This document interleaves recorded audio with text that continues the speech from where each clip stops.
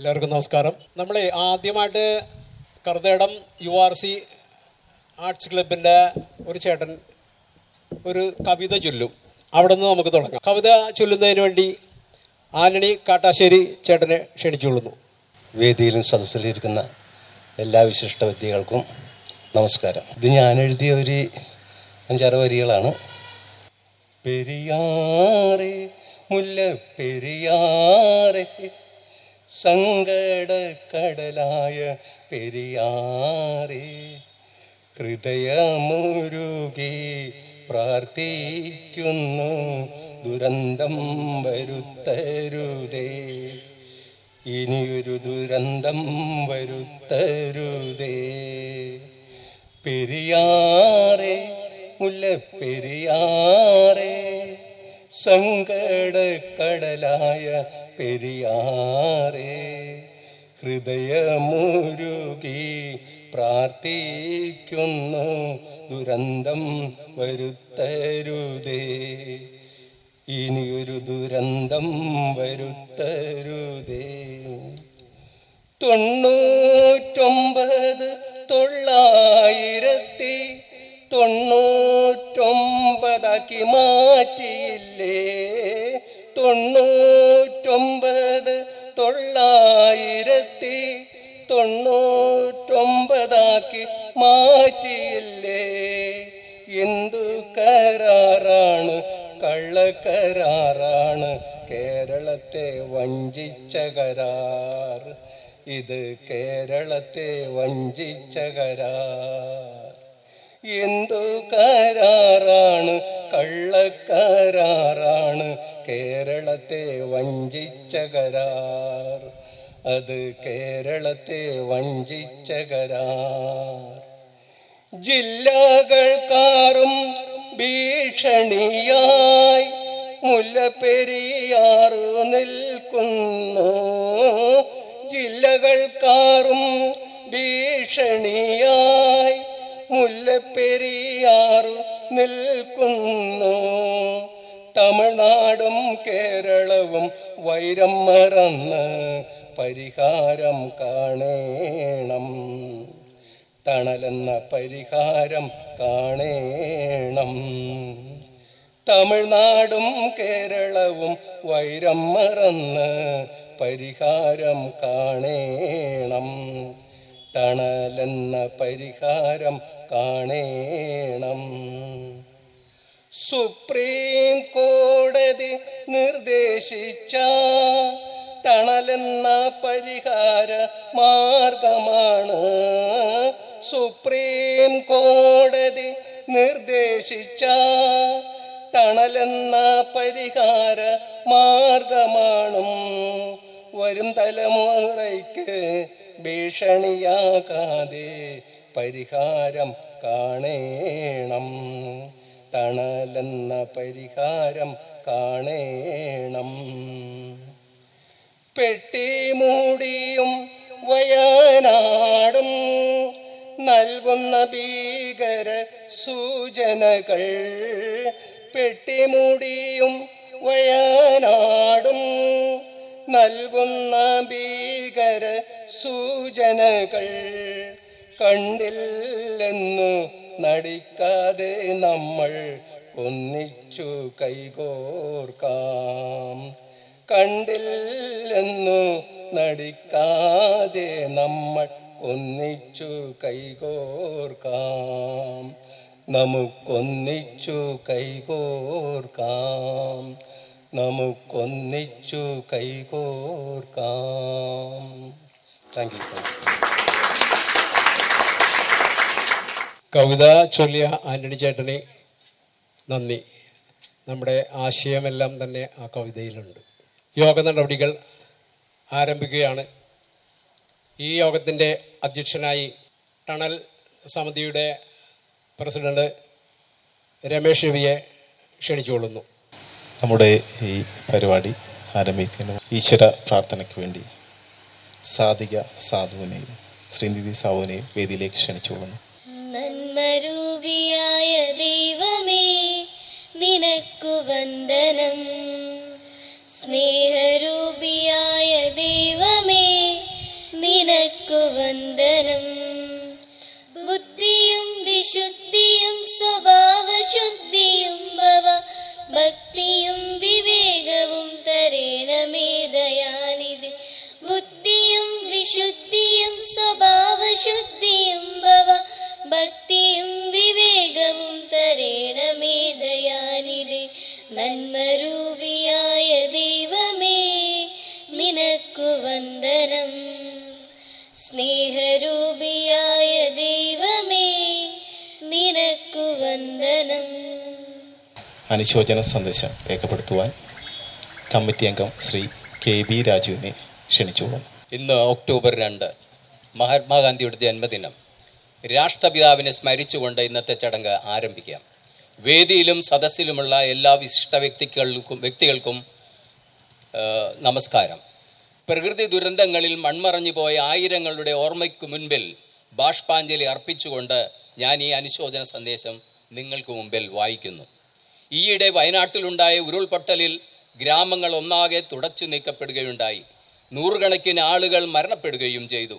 ദുരന്തമുഖത്ത് നിന്ന് കേട്ടതായ ആർത്തനാദങ്ങൾ ഹൃദയഭേദകമായിരുന്നു. രക്ഷിതാക്കൾ നഷ്ടപ്പെട്ട കുഞ്ഞുങ്ങൾ, ആർത്തലച്ച് വിലപിക്കുന്ന മാതാപിതാക്കൾ, കുടുംബത്തിലെ എല്ലാവരും ഒന്നടങ്കം ഇല്ലാതായ നടുക്കുന്ന രംഗം നമ്മളാരും മറന്നിട്ടില്ല. ഒരു നാട് ഒന്നാകെ എന്തു ചെയ്യണമെന്നറിയാതെ തരിച്ചുപോയ കാഴ്ചയും നമ്മൾ കണ്ടതാണ്. 2018 പ്രളയം നടുക്കുന്ന ഒരു വിതുമ്പലും ഓർമ്മയുമാണ് നമ്മുടെ കൺമുന്നിലുള്ളത്. നമ്മുടെ സംസ്ഥാനത്തിനുണ്ടായ നഷ്ടം പറഞ്ഞറിയിക്കുക വയ്യ. എത്രയോ ജീവനുകൾ പൊലിഞ്ഞു. ഒരു നാടിൻ്റെ സ്വപ്നം മുഴുവൻ അവിടെ അവശേഷിക്കുകയാണ്. ഒരു നാടിൻ്റെ സ്വപ്നം മുഴുവൻ നാം അവശേഷമാകുകയും ചെയ്തു. മണ്ണിടിച്ചിലും ഹിമപാതവും മേഘവിസ്ഫോടനവും ഷിരൂരും അർജുനൻ്റെ ലോറിയും അങ്ങനെ എത്രയെത്ര സംഭവങ്ങൾ നമ്മുടെ നനയ്ക്കാതെ മുന്നോട്ട് പോകുന്നില്ല. ബീഹാറിൽ പ്രളയത്തിൽ മരണസംഖ്യ ഉയർന്നുകൊണ്ടിരിക്കുന്നു.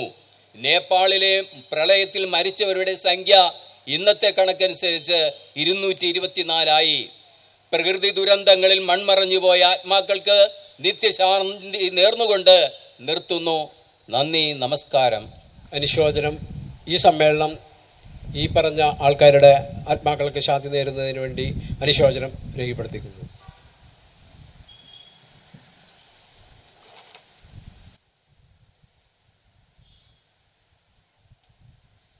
അടുത്തതായി സ്വാഗതം ആശംസിക്കുന്നതിന് വേണ്ടി കമ്മിറ്റി അംഗം വി.കെ. സന്തോഷിനെ ക്ഷണിച്ചുകൊള്ളുന്നു. സ്നേഹം നിറഞ്ഞ നാട്ടുകാരെ, നമ്മളിന്ന് ഈ ഒരു സമരപരിപാടി ഇവിടെ ആസൂത്രണം ചെയ്യേണ്ടി വന്നത് നമ്മുടെ ജീവന് 6 ജില്ലകളിലെ മനുഷ്യരുടെ ജീവന് വളരെ ഭീഷണിയായി നിലകൊണ്ടിരിക്കുന്ന മുല്ലപ്പെരിയാർ എന്ന ആ ഒരു വിഷയത്തെ സംബന്ധിച്ച അപകടങ്ങളെ ജനങ്ങളെ ബോധ്യപ്പെടുത്തുക. ആ ബോധ്യപ്പെടുത്തലിലൂടെ തന്നെ ശാശ്വതമായൊരു പരിഹാരം ഇതിനുണ്ട് എന്ന് പൊതുജനങ്ങളെ അറിയിക്കുകയും കൂടിയാണ് ചെയ്യുന്നത്. ഈ വിശദീകരണ സമ്മേളനത്തിൽ ഇതിൻ്റെ ഉദ്ഘാടനത്തിന് ഇവിടെ എത്തിച്ചേർന്നിട്ടുള്ളത് സുപ്രസിദ്ധ സുപ്രീം കോടതി അഭിഭാഷകനും മാധ്യമങ്ങളിലൂടെ കേരളത്തിൽ നടക്കുന്ന വിഷയങ്ങളിൽ അതാത് സന്ദർഭങ്ങളിൽ നിയമാനുസൃതമായ കാര്യങ്ങൾ പറഞ്ഞുകൊണ്ട് പ്രതികരിക്കുന്ന ബഹുമാനപ്പെട്ട കാളീശ്വര രാജ് സാറിനെ ആദ്യമായി ഈ യോഗത്തിലേക്ക് സ്വാഗതം ചെയ്യുന്നു. കൂടാതെ ഇത്രമേൽ പ്രാധാന്യമുള്ള ടണലെന്ന ഈ ആശയം കേരള ജനതയുടെ ജീവൻ രക്ഷിക്കുവാൻ ഇത്രമേൽ കരുത്തുണ്ട് ആശയത്തിന് എന്ന് മനസ്സിലാക്കിക്കൊണ്ട് അത് സുപ്രീം കോടതിയിൽ വരെ എത്തിക്കുന്ന നടപടികൾ പൂർത്തിയാക്കി അതിൻ്റെ ഒരു പ്രചരണാർത്ഥം എന്ന നിലയിൽ കേരളത്തിൽ ഇന്ന് സമരം മുല്ലപ്പെരിയാർ അപകട ഭീഷണിക്കെതിരെ സമരം ചെയ്തുകൊണ്ടിരിക്കുന്ന എല്ലാ സംഘടനകളെയും നിരന്തരം സമീപിച്ചുകൊണ്ട് നിങ്ങൾ പറയുന്ന പുതിയ അണക്കെട്ട് അല്ല വ്യക്തമായ ആശയം, അതിനേക്കാൾ വളരെ പ്രധാനപ്പെട്ട ഒരു ടണൽ എന്ന ആശയമുണ്ട്, അതാണ് ഇന്ന് കേരളത്തിൽ നമ്മൾ പറയേണ്ടത് എന്ന് പറഞ്ഞുകൊണ്ട് ഈ ഒരു പ്രചാരണത്തിൻ്റെ ഭാഗമായി മാറിക്കൊണ്ടിരിക്കുന്ന പ്രൊഫസർ C.P. റോയ് സാറിനെ ഈ വേദിയിലേക്ക് സ്വാഗതം ചെയ്യുന്നു.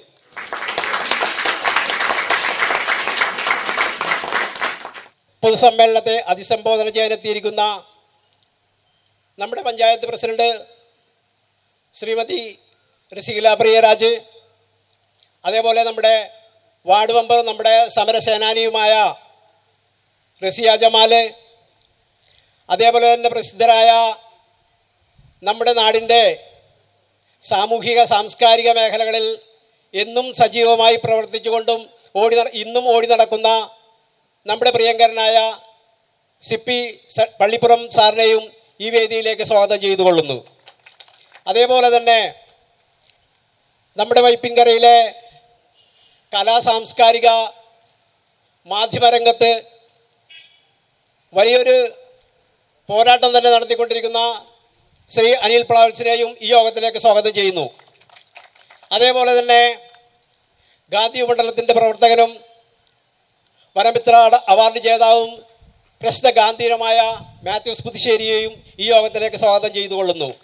അതേപോലെ തന്നെ നമ്മുടെ നാടിൻ്റെ യശസ് ഉയർത്തിക്കാട്ടിയ സിനിമ ലോകത്ത് നാടക ലോകത്തും ഭിന്നിക്കൊടി പറിച്ച പ്രശസ്ത സിനിമാ താരം നമ്മുടെ പൗളി ചേച്ചിയെ ഈ യോഗത്തിലേക്ക് ആദരവായി സ്വാഗതം ചെയ്യുന്നു.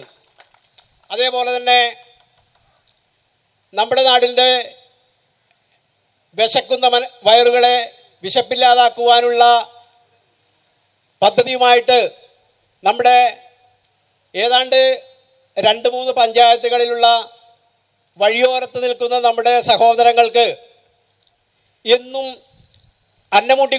ഊട്ടിക്കൊണ്ടിരിക്കുന്ന നമ്മുടെ നാട്ടുകാരനും സുഹൃത്തുമായ ജോൺസൺ ഈ വേദിയിലുണ്ട്. ജോൺസനെയും ഈ വേദിയിലേക്ക് സ്വാഗതം ആശംസിച്ചുകൊള്ളുന്നു. നിങ്ങൾക്കെല്ലാം അറിയാവുന്ന നമ്മുടെ കോവൂർ ബാഹുലേയൻ ചേട്ടൻ നിങ്ങളെല്ലാവരും കണ്ടിട്ടുണ്ടാവും.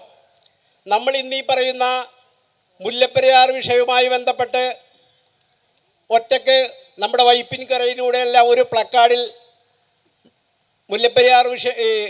മുല്ലപ്പെരിയാർ വിഷയം സർക്കാരുകൾ ഇടപെട്ട് പരിഹരിക്കണമെന്ന് പറഞ്ഞുകൊണ്ട് അദ്ദേഹത്തിൻ്റെ പരിമിതിക്ക് അനുസരിച്ച് വൈപ്പിൻകര പൂർണ്ണമായിട്ടും അതുപോലെ പറവൂർ മേഖലയിലുമെല്ലാം നടന്നുകൊണ്ട് ഒറ്റയ്ക്കൊരു പ്രചാരണം നടത്തിക്കൊണ്ടിരിക്കുന്ന കോട്ടൂർ ബാഹുലൻ ചേട്ടനെ ഈ വേദിയിലേക്ക് സ്വാഗതം ചെയ്തുകൊള്ളുന്നു.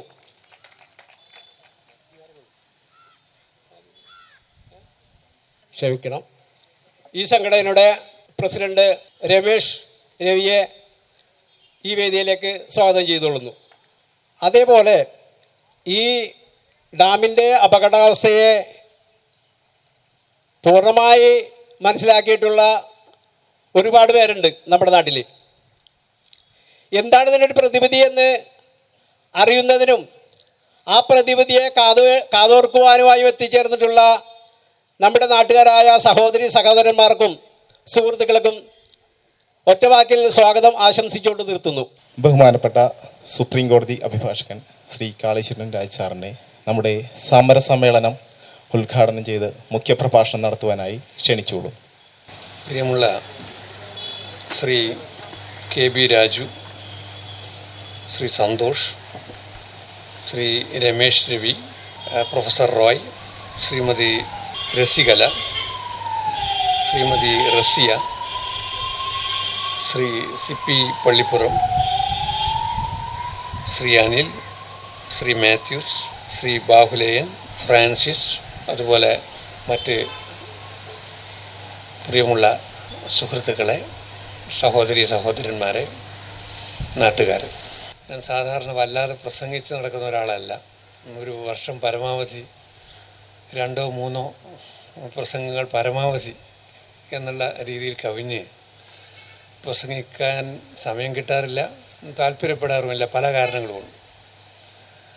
പക്ഷേ ഇവിടെ ഈ ടണൽ സമിതി ഇങ്ങനെ ഒരു പരിപാടിയെക്കുറിച്ച് പറഞ്ഞപ്പോൾ എനിക്ക് വളരെയധികം സന്തോഷം തോന്നി. ഈ നാട്ടുകാരെക്കുറിച്ചും നാട്ടിനെക്കുറിച്ചും എനിക്ക് വലിയ അഭിമാനം തോന്നി.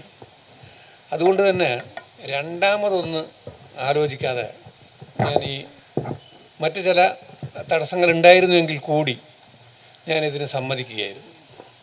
ഇപ്പോൾ ഇവിടെ നിങ്ങളുടെ മുമ്പിൽ വന്ന് നിങ്ങളെയൊക്കെ കാണാൻ കഴിഞ്ഞു. ഈ ഗ്രാമപ്രദേശത്തിൻ്റെ സ്വഭാവമുള്ള ഇത് കൊച്ചിയുടെ ഇത്രയും സമീപത്ത് ഇങ്ങനെയൊരു സ്വതന്ത്ര മൈതാനമുണ്ട് എന്ന് ഞാൻ ഇപ്പോഴാണ് മനസ്സിലാക്കുന്നത്. അക്ഷരാർത്ഥത്തിൽ ഗ്രാമത്തിൻ്റെ നന്മകൾ നിറഞ്ഞ, ഗ്രാമീണരുടെ നന്മകൾ നിറഞ്ഞ ഈ പ്രദേശത്ത് ഇങ്ങനെ എത്തിച്ചേരാൻ കഴിഞ്ഞു എന്നത് തന്നെ എന്നെ സംബന്ധിച്ചിടത്തോളം വളരെ വളരെ സന്തോഷം നൽകുന്ന കാര്യമാണ്. ഈ സായാഹ്നം അതുകൊണ്ട് തന്നെ എന്നെ സംബന്ധിച്ചിടത്തോളം അക്ഷരാർത്ഥത്തിൽ അവിസ്മരണീയവുമാണ്.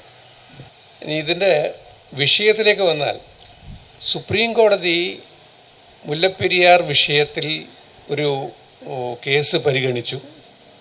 അതുമായി ബന്ധപ്പെട്ട് ഒരു വിധി പറഞ്ഞു. സുപ്രീം കോടതി വിധിയുടെ ഭാഗമായിട്ട് ഇവിടെ നമ്മുടെ നാട്ടിൽ തന്നെയുള്ള ശ്രീ CR നീലകണ്ഠൻ അന്ന് കേസിൽ അവിടെ ഒരു SLP കൊടുത്തിരുന്നു. പക്ഷെ നീലകണ്ഠൻ്റെ ഹർജി പ്രത്യേകമായിട്ട് പരിഗണിക്കേണ്ടി വന്നില്ല. കാരണം കേരള ഗവൺമെൻറ്റും തമിഴ്നാട് ഗവൺമെൻറ്റും തമ്മിലുള്ള ഒരു വ്യവഹാരത്തിൽ ഇതുമായി ബന്ധപ്പെട്ട സമഗ്രമായ ഒരു പരിശോധന അന്ന് സുപ്രീം കോടതി നടത്തുകയുണ്ടായി. അപ്പോൾ ആ വിധി ഇപ്പോൾ ഇവിടെ നമ്മുടെ ഈ മുദ്രാവാക്യത്തിലൊക്കെ പറയുന്നുണ്ട്, സുപ്രീം കോടതി വിധിയിലെ ടണൽ സംബന്ധമായിട്ടുള്ള പരാമർശങ്ങൾ നടപ്പിലാക്കി കിട്ടണമെന്നുള്ളതാണ് ആവശ്യം. അത് വളരെ സ്വാഗതാർഹമായ, നമ്മളെല്ലാം ഇരുന്ന് ചിന്തിക്കേണ്ടുന്ന ഒരു വിഷയമാണ്.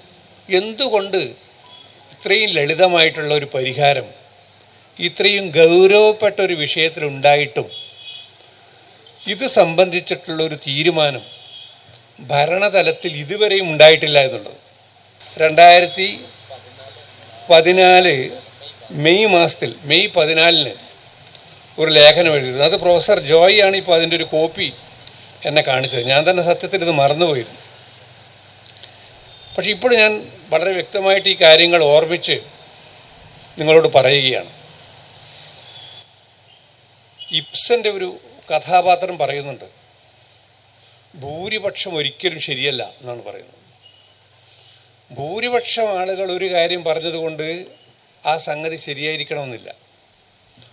മുല്ലപ്പെരിയാറിൻ്റെ കാര്യത്തിൽ ഭൂരിപക്ഷം എന്താണ് ഇപ്പോഴും പറയുന്നത്?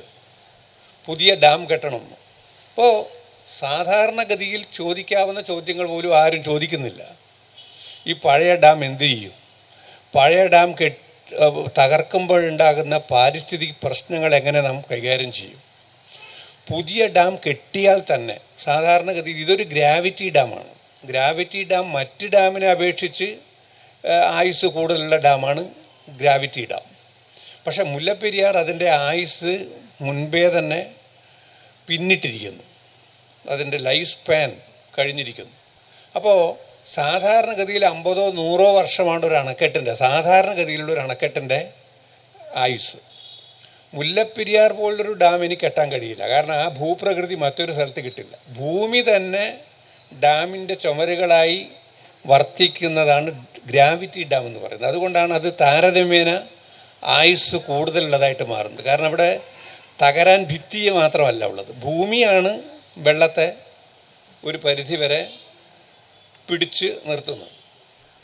അപ്പോൾ അങ്ങനെ നോക്കുമ്പോൾ മുല്ലപ്പെരിയാർ താരതമ്യേന സുദൃഢമാകാനുള്ള ഒരു കാരണം, അത് ഇത്രയും കാലം നിൽക്കാൻ തന്നെയുള്ള ഒരു കാരണം, അതൊരു ഗ്രാവിറ്റി ഡാമാണ് എന്നുള്ളതാണ്. ഇനി നാം നിർമ്മിക്കാൻ പോകുന്ന ഡാമുകൾ ഗ്രാവിറ്റി ഡാമുകളാകണമെന്നില്ല, ആകാൻ സാധ്യത കുറവുമാണ്.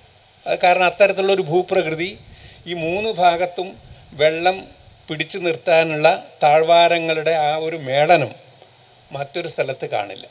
അപ്പോൾ അവിടെ നമ്മൾ കെട്ടാൻ പോകുന്ന ഒരു അണക്കെട്ട്, അതിൻ്റെ ആയുസ് എത്രയാണ്? അതിൻ്റെ ആയുസ് പരമാവധി 100 വർഷമാണ്. 100 വർഷം പരമാവധി ആയുസ്സുള്ള ഒരു ഡാം കെട്ടിക്കഴിഞ്ഞാൽ 100 വർഷത്തിന് ശേഷം മനുഷ്യരാശി ഉണ്ടാകും എന്ന് നാം പ്രതീക്ഷിക്കുന്നു. മലയാളികളുണ്ടാകും, തമിഴ്നാട്ടുകാരുണ്ടാകും, ഇന്ത്യക്കാരുണ്ടാകും എന്ന് പ്രതീക്ഷിക്കുന്നു.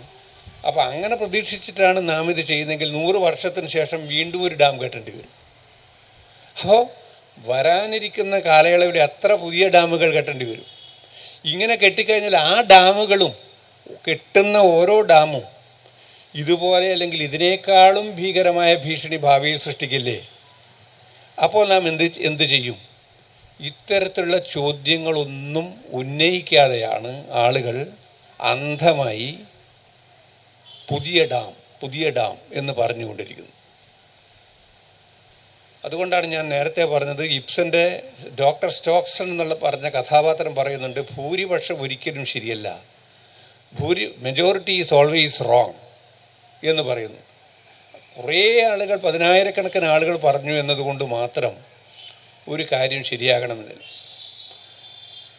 ഈ കഥാപാത്രം തന്നെ മറ്റൊരു സ്ഥലത്ത് പറയുന്നുണ്ട്, ആൾക്കൂട്ടത്തിൽ ആരാണ് വേറിട്ട് നിന്ന് ചിന്തിക്കുന്നത്, മാറി നിന്ന് ചിന്തിക്കുന്നത്, അവർ ഭാവിയുടെ ശക്തിപ്രഭവമായി മാറുന്നു എന്ന് ഇബ്സൻ്റെ തന്നെ കഥാപാത്രം പറയുന്നു.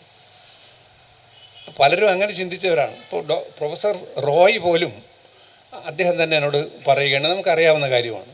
അദ്ദേഹവും ആദ്യം, കാരണം ഈ മുല്ലപ്പെരിയാർ ഭീഷണി ഒരു യാഥാർത്ഥ്യമാണ്, അപ്പോൾ ഒരു സാമൂഹിക പ്രതിബദ്ധതയുടെ പേരിൽ, ജനങ്ങളുടെ ജീവനിലുള്ള ആകാംക്ഷയുടെ പേരിൽ അദ്ദേഹവും പുതിയ ഡാം എന്നുള്ള ആ മുദ്രാവാക്യത്തിൻ്റെ ഒപ്പം നിന്ന് ഇടുക്കിയിൽ 10,000-കണക്കിന് ആളുകളുടെ ഒപ്പം സമരത്തിന് പുറപ്പെട്ടു.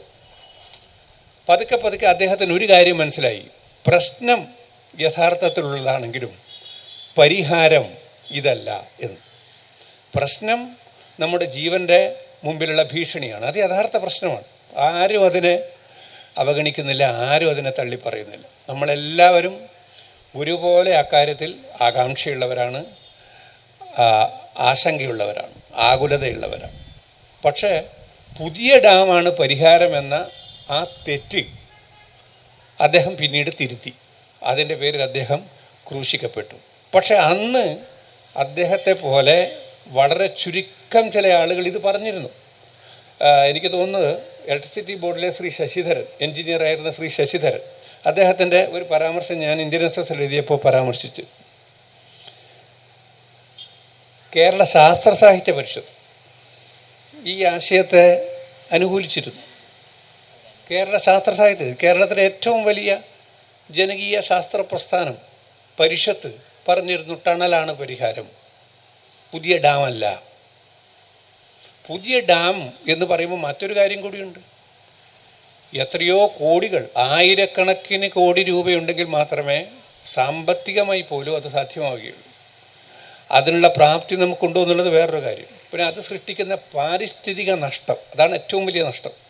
ഭീഷണി, ജീവനുള്ള ഭീഷണി, ജൈവ വൈവിധ്യത്തിലുണ്ടാക്കുന്ന നഷ്ടം, വനശേഖരത്തിലുണ്ടാക്കുന്ന നഷ്ടം, ഇതൊക്കെ വളരെ വലിയ നഷ്ടമാണ്. ഈ നഷ്ടമൊന്നും പരിഹരിക്കാൻ സാധിക്കാത്ത വിധത്തിലുള്ള അപരിഹാര്യമായ നഷ്ടങ്ങളാണ്. ഇതൊക്കെ പ്രശ്നങ്ങളാണ്. എന്നിട്ടും എന്തുകൊണ്ടാണ് ഒരു ടണൽ എന്ന് പറയുമ്പോൾ വളരെ സിമ്പിളായിട്ടുള്ള, സുപ്രീം കോടതി അത് സൂചിപ്പിച്ചു, വളരെ സിമ്പിളായിട്ടുള്ള, വളരെ ലളിതമായിട്ടുള്ളൊരു പരിഹാരം, 50 അടി ഉയരത്തിൽ, താഴെ നിന്ന് ഭൂതലത്തിൽ നിന്ന് മുല്ലപ്പെരിയാർ അണക്കെട്ടിൻ്റെ 50 അടി ഉയരത്തിൽ നിർമ്മിക്കുന്ന ഒരു ടണൽ. ഈ ടണൽ നിർമ്മിച്ച് വെള്ളം തമിഴ്നാടിന് കൊടുത്താൽ ഡാമിൽ നമുക്ക് ഭീഷണി ഉണ്ടാക്കുന്ന വെള്ളം നിലനിൽക്കുന്ന അവസ്ഥ ഒഴിഞ്ഞു കിട്ടും. ഇപ്പോൾ 140 അടി വേണമോ 43 അടി വേണമോ, ഇതാണ് തർക്കം. ഇതൊരു സത്യത്തിൽ വളരെ ബാലിശമായ തർക്കമാണ്. നിങ്ങൾ വെള്ളം 50 അടി ഉയരത്തിൽ, 50 അടി ഉയരം എന്ന് പറയുമ്പോൾ ഭൂനിരപ്പില്ല, അടിത്തട്ടിൽ നിന്ന് 50 അടി ഉയരത്തിൽ ഒരു ടണൽ നിർമ്മിച്ചു കഴിഞ്ഞാൽ ആർക്കാണോ വെള്ളം വേണ്ടത്, തമിഴ്നാടിനാണ്. വെള്ളം കൊടുക്കാൻ കേരളം തയ്യാറാണോ? 100% തയ്യാറാണ്. അത് ഈ ടണൽ വഴി കൊടുത്താൽ മതി. ടണൽ വഴി വെള്ളം തമിഴ്നാട്ടിലേക്ക് കൊടുത്താൽ പിന്നീടൊരു പ്രശ്നം അത് ശേഖരിക്കുക എന്നുള്ളതാണ്. ശേഖരിക്കുക എന്നുള്ളത് തീർച്ചയായിട്ടും തമിഴ്നാടിൻ്റെ കൺസേണാണ്. വെള്ളം ശേഖരിച്ച് വെക്കാൻ ഇന്ന് പല വിധത്തിലുള്ള സാങ്കേതിക വിദ്യകളുണ്ട്. അതിനുള്ള ടാങ്കുകൾ അവർക്ക് നിർമ്മിക്കാവുന്നതേ ഉള്ളൂ, അവർ നിർമ്മിക്കുകയും ചെയ്യും. ഇതുവഴി മുല്ലപ്പെരിയാർ ഉയർത്തുന്ന ഭീഷണി ഒഴിവാക്കാനും കഴിയും. അങ്ങനെ കേരളത്തിന് സുരക്ഷ പ്രദാനം ചെയ്യാൻ കഴിയും. നാം എല്ലാ കാലത്തും പറഞ്ഞതുപോലെ, കേരളം എല്ലാ കാലത്തും പറഞ്ഞതുപോലെ തമിഴ്നാടിന് ആവശ്യമായ ജലം നൽകുവാനും കഴിയും. അപ്പോൾ തമിഴ്നാടിൻ്റെ ജലത്തിന് വേണ്ടിയിട്ടുള്ള ആവശ്യം തൃപ്തിപ്പെടുത്താൻ കഴിയും. കേരളത്തിൻ്റെ സുരക്ഷ എന്ന ഏറ്റവും അടിസ്ഥാനപരമായിട്ടുള്ള ആവശ്യം അതും തൃപ്തിപ്പെടുത്താൻ കഴിയും. ടണൽ നിർമ്മിക്കുന്നതിന് എന്തെങ്കിലും സാങ്കേതിക തടസ്സം ഉണ്ട് എന്ന് ഇതുവരെ ഒരാളും പറഞ്ഞിട്ടില്ല. എന്ന് മാത്രമല്ല, ഈ ഏറ്റവും അടുത്ത കാലത്ത് ഇതുമായി ബന്ധപ്പെട്ട് മെട്രോമാൻ എന്ന് നാം ബഹുമാനപൂർവ്വം വിളിക്കുന്ന ശ്രീ ഇ ശ്രീധരൻ, അദ്ദേഹം പറഞ്ഞു, മുല്ലപ്പെരിയാർ പ്രശ്നത്തിനുള്ള യഥാർത്ഥ പരിഹാരം ടണൽ നിർമ്മാണമാണ്. അത് സാങ്കേതികമായി 100% സുസാധ്യമാണ് എന്ന് പറഞ്ഞു. എന്നിട്ട് പോലും എന്തുകൊണ്ടാണ് നമ്മെ ഭരിക്കുന്ന ആളുകൾ, നമ്മുടെ ഗവൺമെൻറ്റുകൾ, നമ്മുടെ ആസൂത്രകർ ഈ കാര്യം ശ്രദ്ധിക്കാത്തത് എന്നതാണ് പിന്നെ ബാക്കി നിൽക്കുന്ന ഏറ്റവും പ്രധാനപ്പെട്ട ചോദ്യം. കാരണം ജനങ്ങളുടെ പ്രശ്നം, അന്ന് മുല്ലപ്പെരിയാർ കേസ് സുപ്രീം കോടതി പരിഗണിച്ചപ്പോൾ കേരളം അതുമായി ബന്ധപ്പെട്ടുണ്ടാക്കിയ ഒരു നിയമത്തിൻ്റെ ഭരണഘടനാപരമായ സാധുത, അത് വളരെ സാങ്കേതികമായിട്ടുള്ള വളരെ ഗഹനത്തിൽ സുപ്രീം കോടതി പരിശോധിച്ചിട്ടുള്ളൊരു കാര്യമാണ്. 2006 ഒരു വിധി ഉണ്ടായിരുന്നു. ആ വിധിയെ മറികടക്കുന്ന വിധത്തിലായിരുന്നു ആ നിയമനിർമ്മാണം തുടങ്ങിയ കാര്യങ്ങൾക്കാണ് ഈ വിധിയുടെ 160ഓളം പേജുകളുള്ള വിധിയുടെ സിംഹഭാഗവും സുപ്രീം കോടതി ഉപയോഗിച്ചിട്ടുള്ളത്. നമ്മളെ സംബന്ധിച്ചിടത്തോളം ഇന്ന് അതല്ല ഏറ്റവും അടിസ്ഥാനപരമായ പ്രശ്നം. അടിസ്ഥാനപരമായ പ്രശ്നം ഈ പ്രശ്നത്തെ എങ്ങനെ പരിഹരിക്കാം എന്നുള്ളതാണ്. പരിഹാരമാണ് വേണ്ടത്. അല്ലാതെ നമുക്ക് സാധാരണ ജനങ്ങളെ സംബന്ധിച്ചിടത്തോളം ഇതിൻ്റെ നിയമവശവും ഭരണഘടനാപരമായിട്ടുള്ള കാര്യങ്ങളും കൂലങ്കഷമായിട്ട് ചിന്തിക്കുന്ന ഒരവസ്ഥയല്ല ആരും ആഗ്രഹിക്കുന്നു. നമുക്ക് വേണ്ടത് ഈ വിഷയത്തിനൊരു പരിഹാരമാണ്. ഈ പരിഹാരം ടണലാണ് എന്നുള്ള കാര്യം സുപ്രീം കോടതി തന്നെ ഈ വിധിയിൽ സൂചിപ്പിച്ചിട്ടുമുണ്ട്. അതാണ് ഈ ടണൽ സമിതി ഇപ്പോൾ അടിസ്ഥാനപരമായി ഈ വിധിയെ തന്നെ ഈ സമരത്തിനുള്ള ഈ പറയുന്ന ഉപവാസത്തിനുമൊക്കെയുള്ള അടിസ്ഥാനമാക്കി അവലംബമാക്കി സ്വീകരിക്കാനുള്ള കാരണം. ഇത് സാധ്യമല്ലെങ്കിൽ എന്ന് സുപ്രീം കോടതി തന്നെ ഇത് തള്ളിക്കളയുമായിരുന്നു. ഈ നിർദ്ദേശം ബാലിശമാണെങ്കിൽ സുപ്രീം കോടതി അത് പറയുമായിരുന്നു. സുപ്രീം കോടതി അങ്ങനെയല്ല ചെയ്തത്. സുപ്രീം കോടതി ഇതിനെ അംഗീകരിക്കുകയാണ് ചെയ്തത്. അതിനെ അർഹിക്കുന്ന, അത് തീർച്ചയായിട്ടും പരിശോധിക്കപ്പെടേണ്ട, പിൻപറ്റേണ്ടുന്ന ഒരു നിർദ്ദേശമാണ് എന്ന നിരീക്ഷണമാണ് സുപ്രീം കോടതി നടത്തിയത്. അപ്പോൾ എന്നിട്ടും എന്തുകൊണ്ടാണിത് സാധിക്കാത്തത് എന്നുള്ളത് നമ്മെ ഇരുത്തി ചിന്തിപ്പിക്കേണ്ടുന്ന കാര്യം.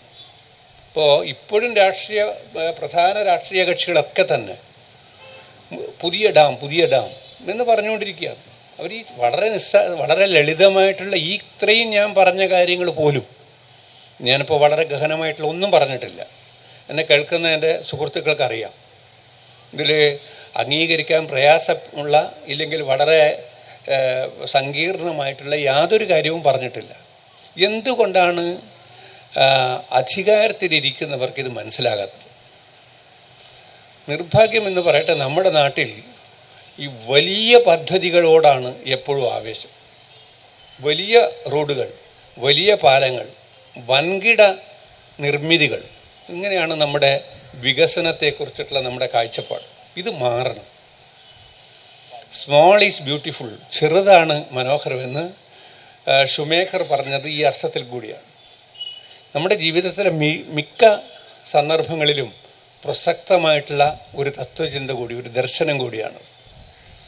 പല കാര്യങ്ങൾക്കും, സങ്കീർണമായിട്ടുള്ള പ്രശ്നങ്ങൾക്കും ചെറിയ പരിഹാരം. കാരണം ജീവിതത്തിലെ സത്യങ്ങൾ മുഴുവനും, സനാതനമായിട്ടുള്ള സത്യങ്ങൾ മുഴുവനും വളരെ ലളിതമാണ്, അല്ലെങ്കിൽ വളരെ നേരിട്ടുള്ളതാണ്, സ്ട്രെയിറ്റ് ഫോർവേഡ്. ഇപ്പോൾ ടണൽ എന്ന് പറയുമ്പോൾ അതിപ്പോൾ ഞാൻ സാങ്കേതിക വിദഗ്ധനല്ല, നമ്മളിൽ പലരും സാങ്കേതിക വിദഗ്ധരല്ല. പക്ഷേ സാങ്കേതിക വിദഗ്ധർ തന്നെയാണ് ഈ ടണലിൻ്റെ കാര്യം മുന്നോട്ട് വെച്ചത്. സുപ്രീം കോടതി അത് അടിസ്ഥാനമായി എടുത്തതും കമ്മിറ്റിയുടെ റിപ്പോർട്ടിലുള്ള നിരീക്ഷണങ്ങളുടെ അടിസ്ഥാനത്തിലാണ്, അല്ലാതെ സുപ്രീം കോടതി നേരിട്ട് പറഞ്ഞതല്ല. ഇതിനൊക്കെ സാങ്കേതികമായിട്ട് തന്നെ മുന്നോട്ട് വെച്ചിട്ടുള്ളതാണ് ഈ നിർദ്ദേശം എന്നാണ് ഞാൻ പറഞ്ഞു വരുന്നത് എല്ലാ കാലത്തും. പക്ഷേ ഈ വൻകിട പദ്ധതികളോടുള്ള, വൻ നിർമ്മിതികളോടുള്ള നമ്മുടെ അന്ധമായിട്ടുള്ള ആസക്തി, ആ അഭിനിവേശം കാരണമാണ് ഈ ലളിതവും പ്രായോഗികവുമായിട്ടുള്ള പരിഹാരത്തെക്കുറിച്ച് നാം ചിന്തിക്കാതെ പോയത്. ഇപ്പോൾ ഞാൻ അതുകൊണ്ട് കൂടിയാണ് പ്രസംഗത്തിൻ്റെ തുടക്കത്തിൽ പറഞ്ഞത്, ഇങ്ങനെ കുറേ ആളുകൾ ഇതിനു വേണ്ടി, നിങ്ങൾ ഓരോരുത്തരും പല തിരക്കുകളിലുള്ളവരാണ്, പല ജീവിത വ്യാപാരങ്ങളിൽ ഏർപ്പെട്ടിട്ടുള്ളവരാണ്. പക്ഷേ ഈ ഒരു വിഷയത്തിന് വേണ്ടിയിട്ട് ഈ ഗ്രാമപ്രദേശത്ത്, ഈ സ്വതന്ത്ര മൈതാനത്ത്, ഈ ഗ്രാമപ്രദേശത്തു നിന്ന് പലതരത്തിലുള്ള ജീവിതത്തിൻ്റെ വിവിധ മേഖലകളിൽ നിന്നുള്ള ആളുകൾ വന്നിരിക്കുക. അപ്പോൾ ജനങ്ങൾക്കിതിൽ കൺസേൺ ഉണ്ട്. ഇതാണ് ജനങ്ങളുടെ താല്പര്യം. ജനങ്ങൾ ഈ പ്രശ്നത്തിന് പരിഹാരം, അവർക്ക് മറ്റു താല്പര്യങ്ങളില്ല. അവർക്ക് വൻകിട പദ്ധതികളിലൂടെ മറയുന്ന ആയിരക്കണക്കിന് കോടി രൂപയുടെ ക്രയവിക്രയങ്ങളെക്കുറിച്ച് അവർക്ക് താല്പര്യമില്ല. അവർക്ക് വേണ്ടത് പ്രശ്നത്തിനുള്ള പരിഹാരമാണ്. അതുകൊണ്ടാണ് നിങ്ങൾ ഓരോരുത്തരും ഇവിടെ വന്ന് ഈ സമ്മേളനത്തിൻ്റെ ഭാഗമായി തീർന്നു. അതാണ് ജനങ്ങളുടെ താല്പര്യം. ഇത് രാഷ്ട്രീയ നേതൃത്വവും ഭരണ നേതൃത്വവും കാണണം എന്നാണ് എനിക്ക് വിനീതമായി മുന്നോട്ട് വെക്കാനുള്ള അഭിപ്രായം. ഇതാണ് ജനങ്ങളുടെ അഭിപ്രായം. ജനങ്ങൾ ഇങ്ങനെയാണ് ചിന്തിക്കുന്നത്. ഇപ്പോൾ ഒരു ടണൽ നിർമ്മിക്കണമെങ്കിൽ തന്നെ വളരെ നിസ്സാരമായിട്ടുള്ള 100 കോടി രൂപ എന്ന് പറയുന്ന ഒരു ഗവൺമെൻറ്റിനെ സംബന്ധിച്ചിടത്തോളം വളരെ നിസ്സാരമായിട്ടുള്ള എമൗണ്ടാണ്. 100 കോടി രൂപയുണ്ടെങ്കിൽ പിന്നെ ഒന്നുകൂടി വേണം, ഇച്ഛാശക്തി, വിൽ പവർ. ഈ മുല്ലപ്പെരിയാർ പ്രശ്നം ശാശ്വതമായി പരിഹരിക്കാൻ കഴിയും. വളരെ നിസ്സാര രൂപത്തിൽ പരിഹരിക്കാൻ കഴിയും. അത് കേരളത്തിൽ തന്നെയുള്ള സാങ്കേതിക വിദ്യ അറിയുന്ന ആളുകൾ മുന്നോട്ട് വെച്ചിട്ടുള്ള ആശയമാണ്. അപ്പം അത് പ്രയോഗത്തിൽ വരുത്തുക തന്നെ വേണം. അത് പ്രയോഗത്തിൽ വരുത്തുന്നില്ലെങ്കിൽ അത് പ്രയോഗത്തിൽ വരുത്താൻ ഉള്ള നടപടികൾ ഭരണതലത്തിൽ ഉണ്ടാക്കുവാൻ ജനങ്ങൾ ആവശ്യപ്പെടും. ആ ഒരു ജനകീയ അഭിപ്രായത്തിൻ്റെ ശുഭസൂചനയായിട്ടാണ് ഞാൻ ഇന്നത്തെ ഈ സമ്മേളനത്തെ കാണുന്നത്. അതുകൊണ്ടാണ് ഞാൻ നിങ്ങൾക്ക് ഓരോരുത്തർക്കും ഈ കാര്യത്തിൽ എൻ്റെ ഹൃദയത്തിൽ തട്ടിയുള്ള അഭിവാദനം അർപ്പിക്കുന്നത്. ഈ ഉദ്ഘാടനം പോലും പിന്നീട് വരുന്നതാണ്. നിങ്ങൾ കാണിച്ചിട്ടുള്ള ഈ ഇച്ഛാശക്തി നമുക്ക് ഭരണതലത്തിലേക്ക് സംക്രമണം ചെയ്യേണ്ടതായിട്ടുണ്ട്. ഇത് ഭരണതലത്തിൽ ഇതിൻ്റെ അനുരണനങ്ങൾ ഭാവിയിൽ ഉണ്ടാകുന്ന വിധത്തിലുള്ള വൻപിച്ച ജനകീയ മുന്നേറ്റമായിട്ട് ഇതിനെ മാറ്റേണ്ടിയിരിക്കുന്നു. കോടതി പറയേണ്ടത് പറഞ്ഞു. കോടതിക്ക് പക്ഷേ ഭരണം നിർവഹിക്കാൻ കഴിയില്ല. കോടതിക്ക് വിധി പറയാനേ കഴിയുകയുള്ളൂ. കോടതി വിധിയിൽ ഈ കാര്യം സൂചിപ്പിച്ചു. ഭരണം നിർവഹിക്കേണ്ടത് ഗവൺമെൻറ്റുകളാണ്. അപ്പോൾ ഗവൺമെൻറ്റുകളെ നാം തിരഞ്ഞെടുക്കുന്നവരാണ്. ഗവൺമെൻറ്റുകൾ ശക്തമായിട്ടുള്ള ജനകീയ അഭിപ്രായത്തെ മാനിക്കാൻ ബാധ്യസ്ഥരാണ്. മാനിക്കുകയും ചെയ്യും. ഇതിനു മുമ്പും അങ്ങനെ ഉണ്ടായിട്ടുണ്ട്. ഇക്കാര്യത്തിൽ എനിക്ക് ശുഭാപ്തി വിശ്വാസമുണ്ട്. ഏത് ഗവൺമെൻറ് ആവട്ടെ, രാഷ്ട്രീയ വ്യത്യാസം തന്നെ ഏത് ഗവൺമെൻറ് ആകട്ടെ, പക്ഷെ ആ രീതിയിലുള്ള ഒരു ജനകീയ അഭിപ്രായം ഇത്രയും കാലമായിട്ടും പതിറ്റാണ്ട് കഴിഞ്ഞിട്ടും രൂപപ്പെട്ട് വന്നിരുന്നില്ല എന്നുള്ളതാണ്. ഈ ടെലിവിഷനിൽ മുല്ലപ്പെരിയാർ തകരാൻ പോകുന്നു എന്ന് പറഞ്ഞ് ജനങ്ങളെ പേടിപ്പിച്ചത് കൊണ്ട് മാത്രം കാര്യമില്ല. നമുക്കൊരുതരം ഒരു അലാമിസം എല്ലാവരെയും ഭയപ്പെടുത്തിക്കൊണ്ട് മാത്രം പ്രശ്നം പരിഹരിക്കാൻ കഴിയില്ല. അതിന് മൂർത്തമായിട്ടുള്ള പരിഹാര മാർഗങ്ങൾ പ്രയോഗത്തിൽ വരുത്തണം. അത് ഉന്നയിക്കണം, പ്രയോഗത്തിൽ വരുത്തണം. പ്രയോഗത്തിൽ വരുത്താൻ സർക്കാർ തയ്യാറാവുന്നില്ലെങ്കിൽ അതിന് അവരെ നിർബന്ധിക്കണം. അങ്ങനെ സർക്കാരിനെ നിർബന്ധിക്കാൻ ത്രാണിയുള്ള ഒരു ജനകീയ മുന്നേറ്റത്തിൻ്റെ തുടക്കമാണ് ഇന്ന് ഈ സ്വതന്ത്ര മൈതാനിയിൽ ഉണ്ടായിരിക്കുന്നത് എന്ന് പറയാൻ, അതിൻ്റെ ഭാഗവാക്കാകാൻ എനിക്ക് കഴിഞ്ഞതിൽ വളരെ വളരെ ചാരിതാർത്ഥ്യമുണ്ട്, സന്തോഷമുണ്ട്. വലിയൊരു പ്രസംഗത്തിന് ഞാൻ മുതിരുന്നില്ല. എനിക്ക് ശേഷം പ്രൊഫസർ ജോയ് സംസാരിക്കാനുണ്ട്. മറ്റ് നിരവധി ആളുകൾ, ജനപ്രതിനിധികളടക്കം സിനിമാ താരമടക്കം സംസാരിക്കാനുണ്ട്. അപ്പോൾ ഞാൻ കൂടുതൽ എൻ്റെ ഒരു പ്രസംഗം നടത്തി ഈ സദസ്സിനെ മടുപ്പിക്കുന്നില്ല. നിങ്ങളുടെ എല്ലാവരുടെയും സമ്മതത്തോടു കൂടി ഈ സമരസമിതിയുടെ സമ്മേളനം ഔപചാരികമായിട്ട് ഉദ്ഘാടനം ചെയ്തതായിട്ട് പ്രഖ്യാപിക്കുന്നു. നിങ്ങളുടെ അനുവാദത്തോടുകൂടി ഞാൻ കുറച്ച് മറ്റു ചില കാര്യങ്ങളും കൂടി ഞാൻ ഏറ്റെടുത്ത് പോയതുകൊണ്ട് ഞാനിവിടെ ഇരിക്കാൻ എനിക്ക് കഴിയുന്നില്ല. തിരിച്ചു പോകേണ്ടത് കൊണ്ട്, കുറച്ച് പേരെ കാണാനുള്ളത് കൊണ്ടും, കുറച്ച് പേരെന്നെ അവിടെ കാത്തു നിൽക്കുന്നതുകൊണ്ടും ഇക്കുറി എന്നോട് ക്ഷമിക്കണം. ഞാൻ മറ്റൊരു സന്ദർഭത്തിൽ വീണ്ടും ഒരു പൂർണ്ണ ദിവസം തന്നെ ഇതിനുവേണ്ടി ചെലവഴിക്കാൻ തയ്യാറായിക്കൊണ്ട് ഇവിടെ വരുന്നതായിരിക്കും. എല്ലാവർക്കും ഒരിക്കൽ കൂടി നന്ദി പറഞ്ഞുകൊണ്ട്, സുരക്ഷയോട് കൂടിയിട്ടുള്ളൊരു ജീവിതം ആശംസിച്ചുകൊണ്ട്, എല്ലാ നന്മകളും നേർന്നുകൊണ്ട് ഈ വാക്കുകൾ അവസാനിപ്പിക്കുന്നു. നമസ്കാരം.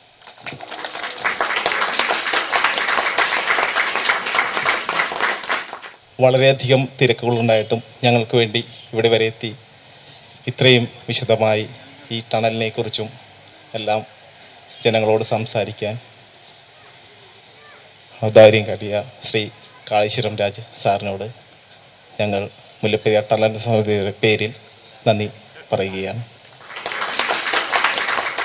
മുല്ലപ്പെരിയാർ ഡാമിൻ്റെ ഭീഷണിയിൽ നിന്നും കേരളത്തിലെ 1.5 കോടിയിലധികം ജനങ്ങളുടെ ജീവനും ജീവിതവും സുരക്ഷിതമാക്കാൻ ഉതകുന്ന, അതുപോലെ തന്നെ തമിഴ്നാട്ടിലെ 1 കോടിയോളം ജനങ്ങളുടെ ജീവജലവും ശാശ്വതമായി സുരക്ഷിതമാക്കാൻ ഉതകുന്ന ടണൽ എന്ന ഈ അതിശക്തമായ ആശയം സെൻട്രൽ വാട്ടർ കമ്മീഷൻ വഴി സുപ്രീം കോടതിക്ക് മുന്നിൽ അവതരിപ്പിച്ച ശ്രീ പ്രൊഫസർ CP റോയ് സാറിനെ ഈ ടണൽ എന്ന ആശയം ജനങ്ങളോട് വ്യക്തമാക്കുവാനായി ക്ഷണിച്ചുകൊള്ളുകയാണ്.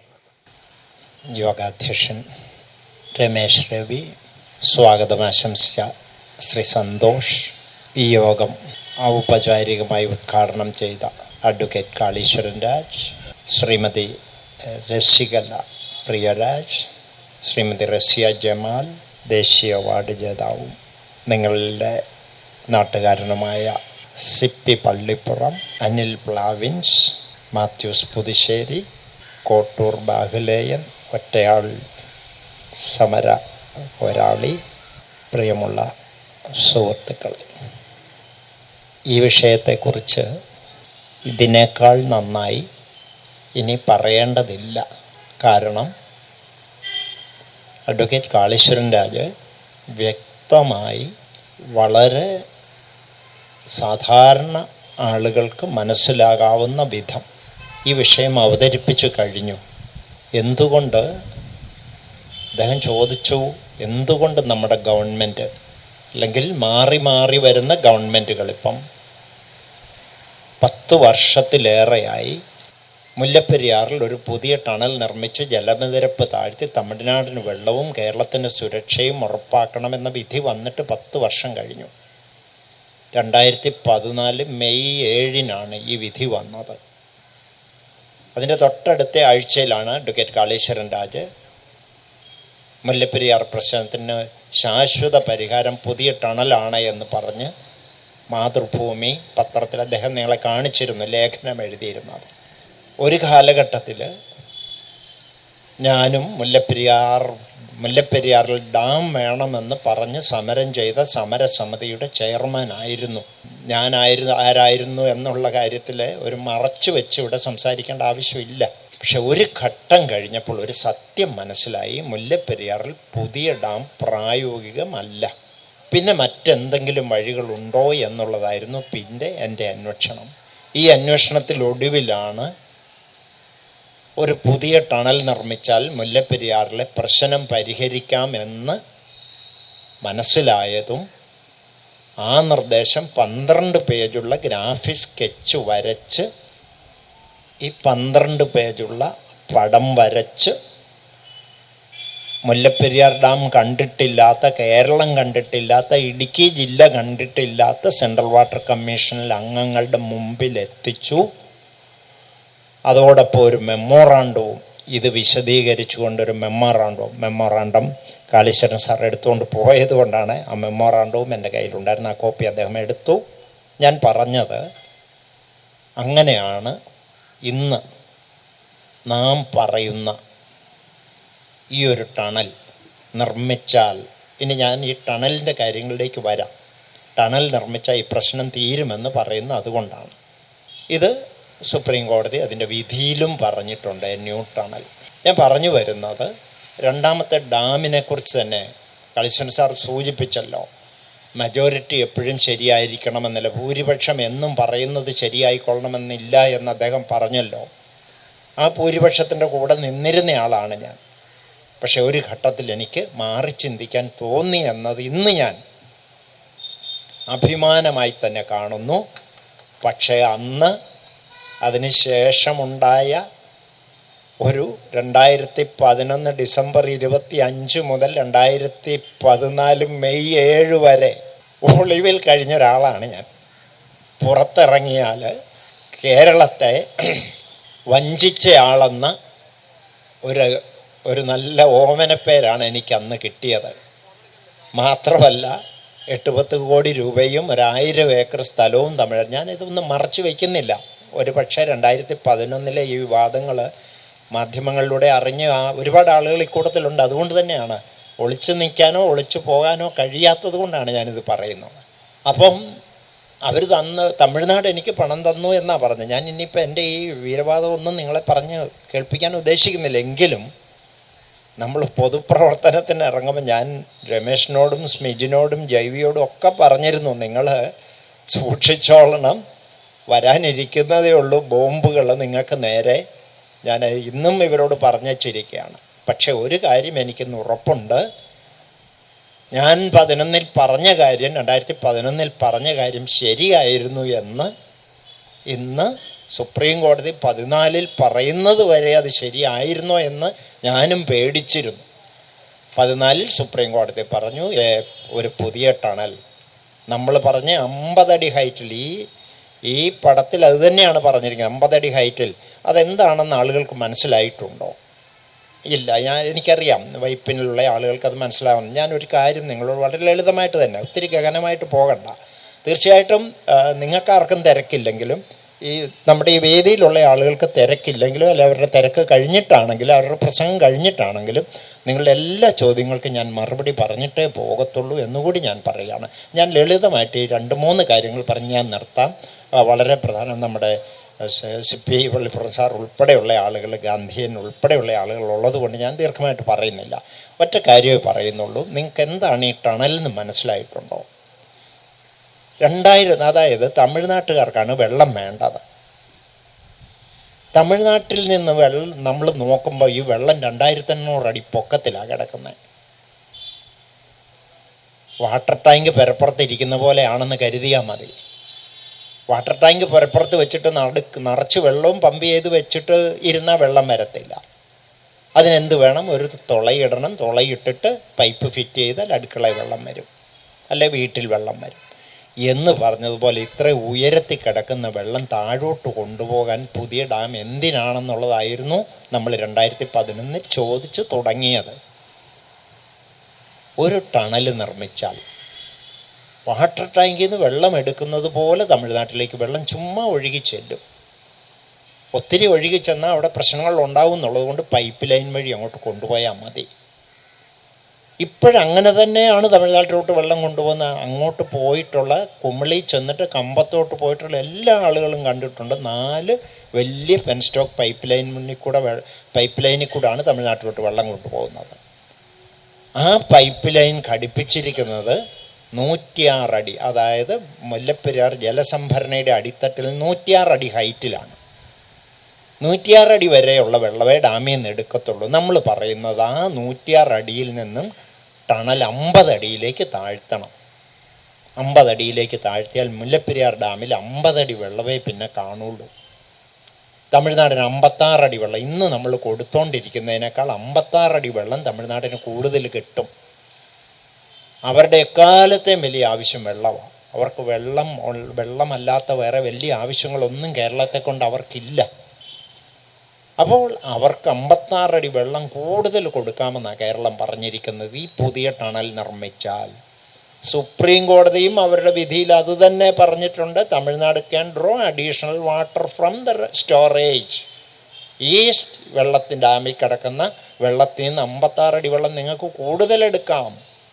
കോടതി വീണ്ടും പറയുന്നത് you can generate electricity from the water, you get additional. നിങ്ങൾക്ക് ഈ പുതിയതായി കിട്ടുന്ന വെള്ളം കൊണ്ട് നിങ്ങൾ വൈദ്യുതി ഉൽപ്പാദിപ്പിച്ചോളാൻ പറഞ്ഞിട്ടുണ്ട്. ഇനി ആലോചിച്ച് നിൽക്കുന്നത്, ഈ ഒരു ടണൽ നിർമ്മിച്ചാൽ ഈ ഡാമിൻ്റെ ഭീഷണി, ഡാമിൽ പിന്നെ 50 അടി വെള്ളമേ കാണുള്ളൂ. ഇന്ന് 142 അടി വെള്ളം തലയ്ക്ക് വെച്ചോണ്ടാണ് നമ്മൾ കിടന്നുറങ്ങുന്നതെന്ന് ഓർത്തോളണം വൈപ്പിൻകാർ. ഞങ്ങൾ ഇടുക്കിക്കാർക്ക് അവിടെ ഇവിടെയൊക്കെ ഞങ്ങൾ ഓരോ മല നോക്കി വെച്ചിട്ടുണ്ട്.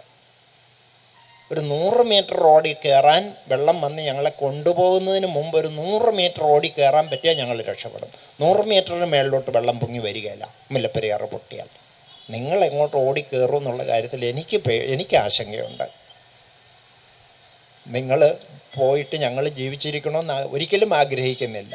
എങ്കിലും ഞാൻ പറയുകയാണ്, ഞങ്ങളെല്ലാവരും ഇടുക്കി ഈ ഡാമിൻ്റെ താഴെ താമസിക്കുന്ന എല്ലാ ആളുകളും ഒരു മനസ്സിൽ കണ്ടിട്ടാണ് കിടക്കുന്നത്. എന്തെങ്കിലും ഒരു സൂചന കിട്ടിയാൽ, പക്ഷെ അലാറമൊക്കെ വെച്ചിട്ടുണ്ട് നമ്മുടെ ഗവൺമെൻറ്. പക്ഷേ അത് ഇതിൻ്റെ താഴെ വെച്ച് ആദ്യം അലാറം അടിച്ചു പോകും, അത് കഴിഞ്ഞാൽ നമ്മൾ പോകത്തുള്ളൂ. അതുകൊണ്ട് പിന്നെ അലാറം വന്നിട്ടൊന്നും നമ്മൾ രക്ഷപ്പെടുന്നത് അത് കേട്ടിട്ട് നമ്മൾ ഓടുമെന്നൊന്നും വിചാരിക്കണ്ട. എന്തെങ്കിലും ഒരു സൂചന കിട്ടിയാൽ നമുക്ക് ഓടിക്കയറാൻ ഞങ്ങൾക്കെല്ലാം ഒരു മലയുണ്ട്. ഞങ്ങളുടെ എല്ലാ വീടിനടുത്തും മലയുണ്ട്, അത് ഞങ്ങൾ നോക്കി വെച്ചിട്ടുണ്ട്. പക്ഷേ ഇതിങ്ങ് അവസാന പോയിൻ്റാണ്. തുടക്കം വള്ളക്കടവാണ്, അവസാന പോയിൻ്റ് ഇതാണ്. നിങ്ങൾ ഇത് അപകടമില്ലെന്ന് ആരും വിശ്വസിക്കരുത് കേട്ടോ. ഞാൻ അതും കൂടെ പറയാം.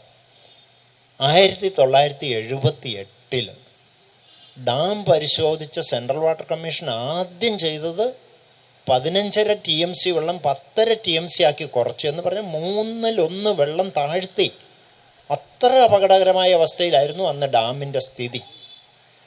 അത് കഴിഞ്ഞ് ബലപ്പെടുത്തലുകളെല്ലാം നടത്തിയിട്ടുണ്ട്, അതും ഞാൻ സമ്മതിച്ചു. പക്ഷേ ഈ ബലപ്പെടുത്തൽ കഴിഞ്ഞൊരു ഊന്നും കൂടെ കൊടുത്തിട്ടുണ്ട്. നമ്മൾ നമ്മുടെ 2 കാലിന് ബലം കുറയുമ്പോഴാണല്ലോ നമ്മളൊരു വടിയും കൂടെ എടുക്കുന്നത്. മൂന്നാമത് നമുക്കൊരു സപ്പോർട്ടിന് എന്ന് പറഞ്ഞ പോലെ മുല്ലപ്പെരിയാർ ഡാമിൻ്റെ പുറകിൽ ഒരു RCC സപ്പോർട്ട് എന്ന് പറയുന്നൊരു സപ്പോർട്ട് ഡാം കൂടെ പണിതിട്ടുണ്ട്. എന്ന് കരുതി നമ്മൾ സുരക്ഷിതരാകുമെന്നല്ല അതിൻ്റെ അർത്ഥം. ഈ ഡാം മോശമാണെന്ന് പരിശോധിച്ച് എല്ലാ ആളുകൾക്കും ബോധ്യമുള്ളത് കൊണ്ട് തന്നെയാണ് ഈ സപ്പോർട്ട് ഡാം കൂടെ പുറകിൽ പണിതിരിക്കുന്നത്. അതുകൊണ്ട് ഞാൻ പറയുന്നു, നിങ്ങൾ തീർച്ചയായിട്ടും കേരള ഗവൺമെൻറ്റിനെ ഉണർത്തണം. അതിനുള്ള സമരമാണ് ഇവിടുന്ന് ആരംഭിക്കുന്നത്. വള്ളക്കടവ് മുതൽ, അതായത് വള്ളക്കടവ് ഞാൻ പറയുന്നത് അതായത് മുല്ലപ്പെരിയാർ വള്ളക്കടവ് മുതലുള്ള ആളുകൾ നിങ്ങളുടെ വൈപ്പിനിലെത്തും. അത്തരത്തിലുള്ളൊരു സമരമായി ഇത് മാറും. പുതിയ ഡാമിൻ്റെ കഥയും കൂടെ പറയാം. ഈ കഴിഞ്ഞ ബഡ്ജറ്റ് പ്രസംഗത്തിൽ ഗവർണറെ കൊണ്ട് പുതിയ ഡാമും കൂടെ കേരള ഗവൺമെൻറ് പറയിച്ചിട്ടുണ്ട്.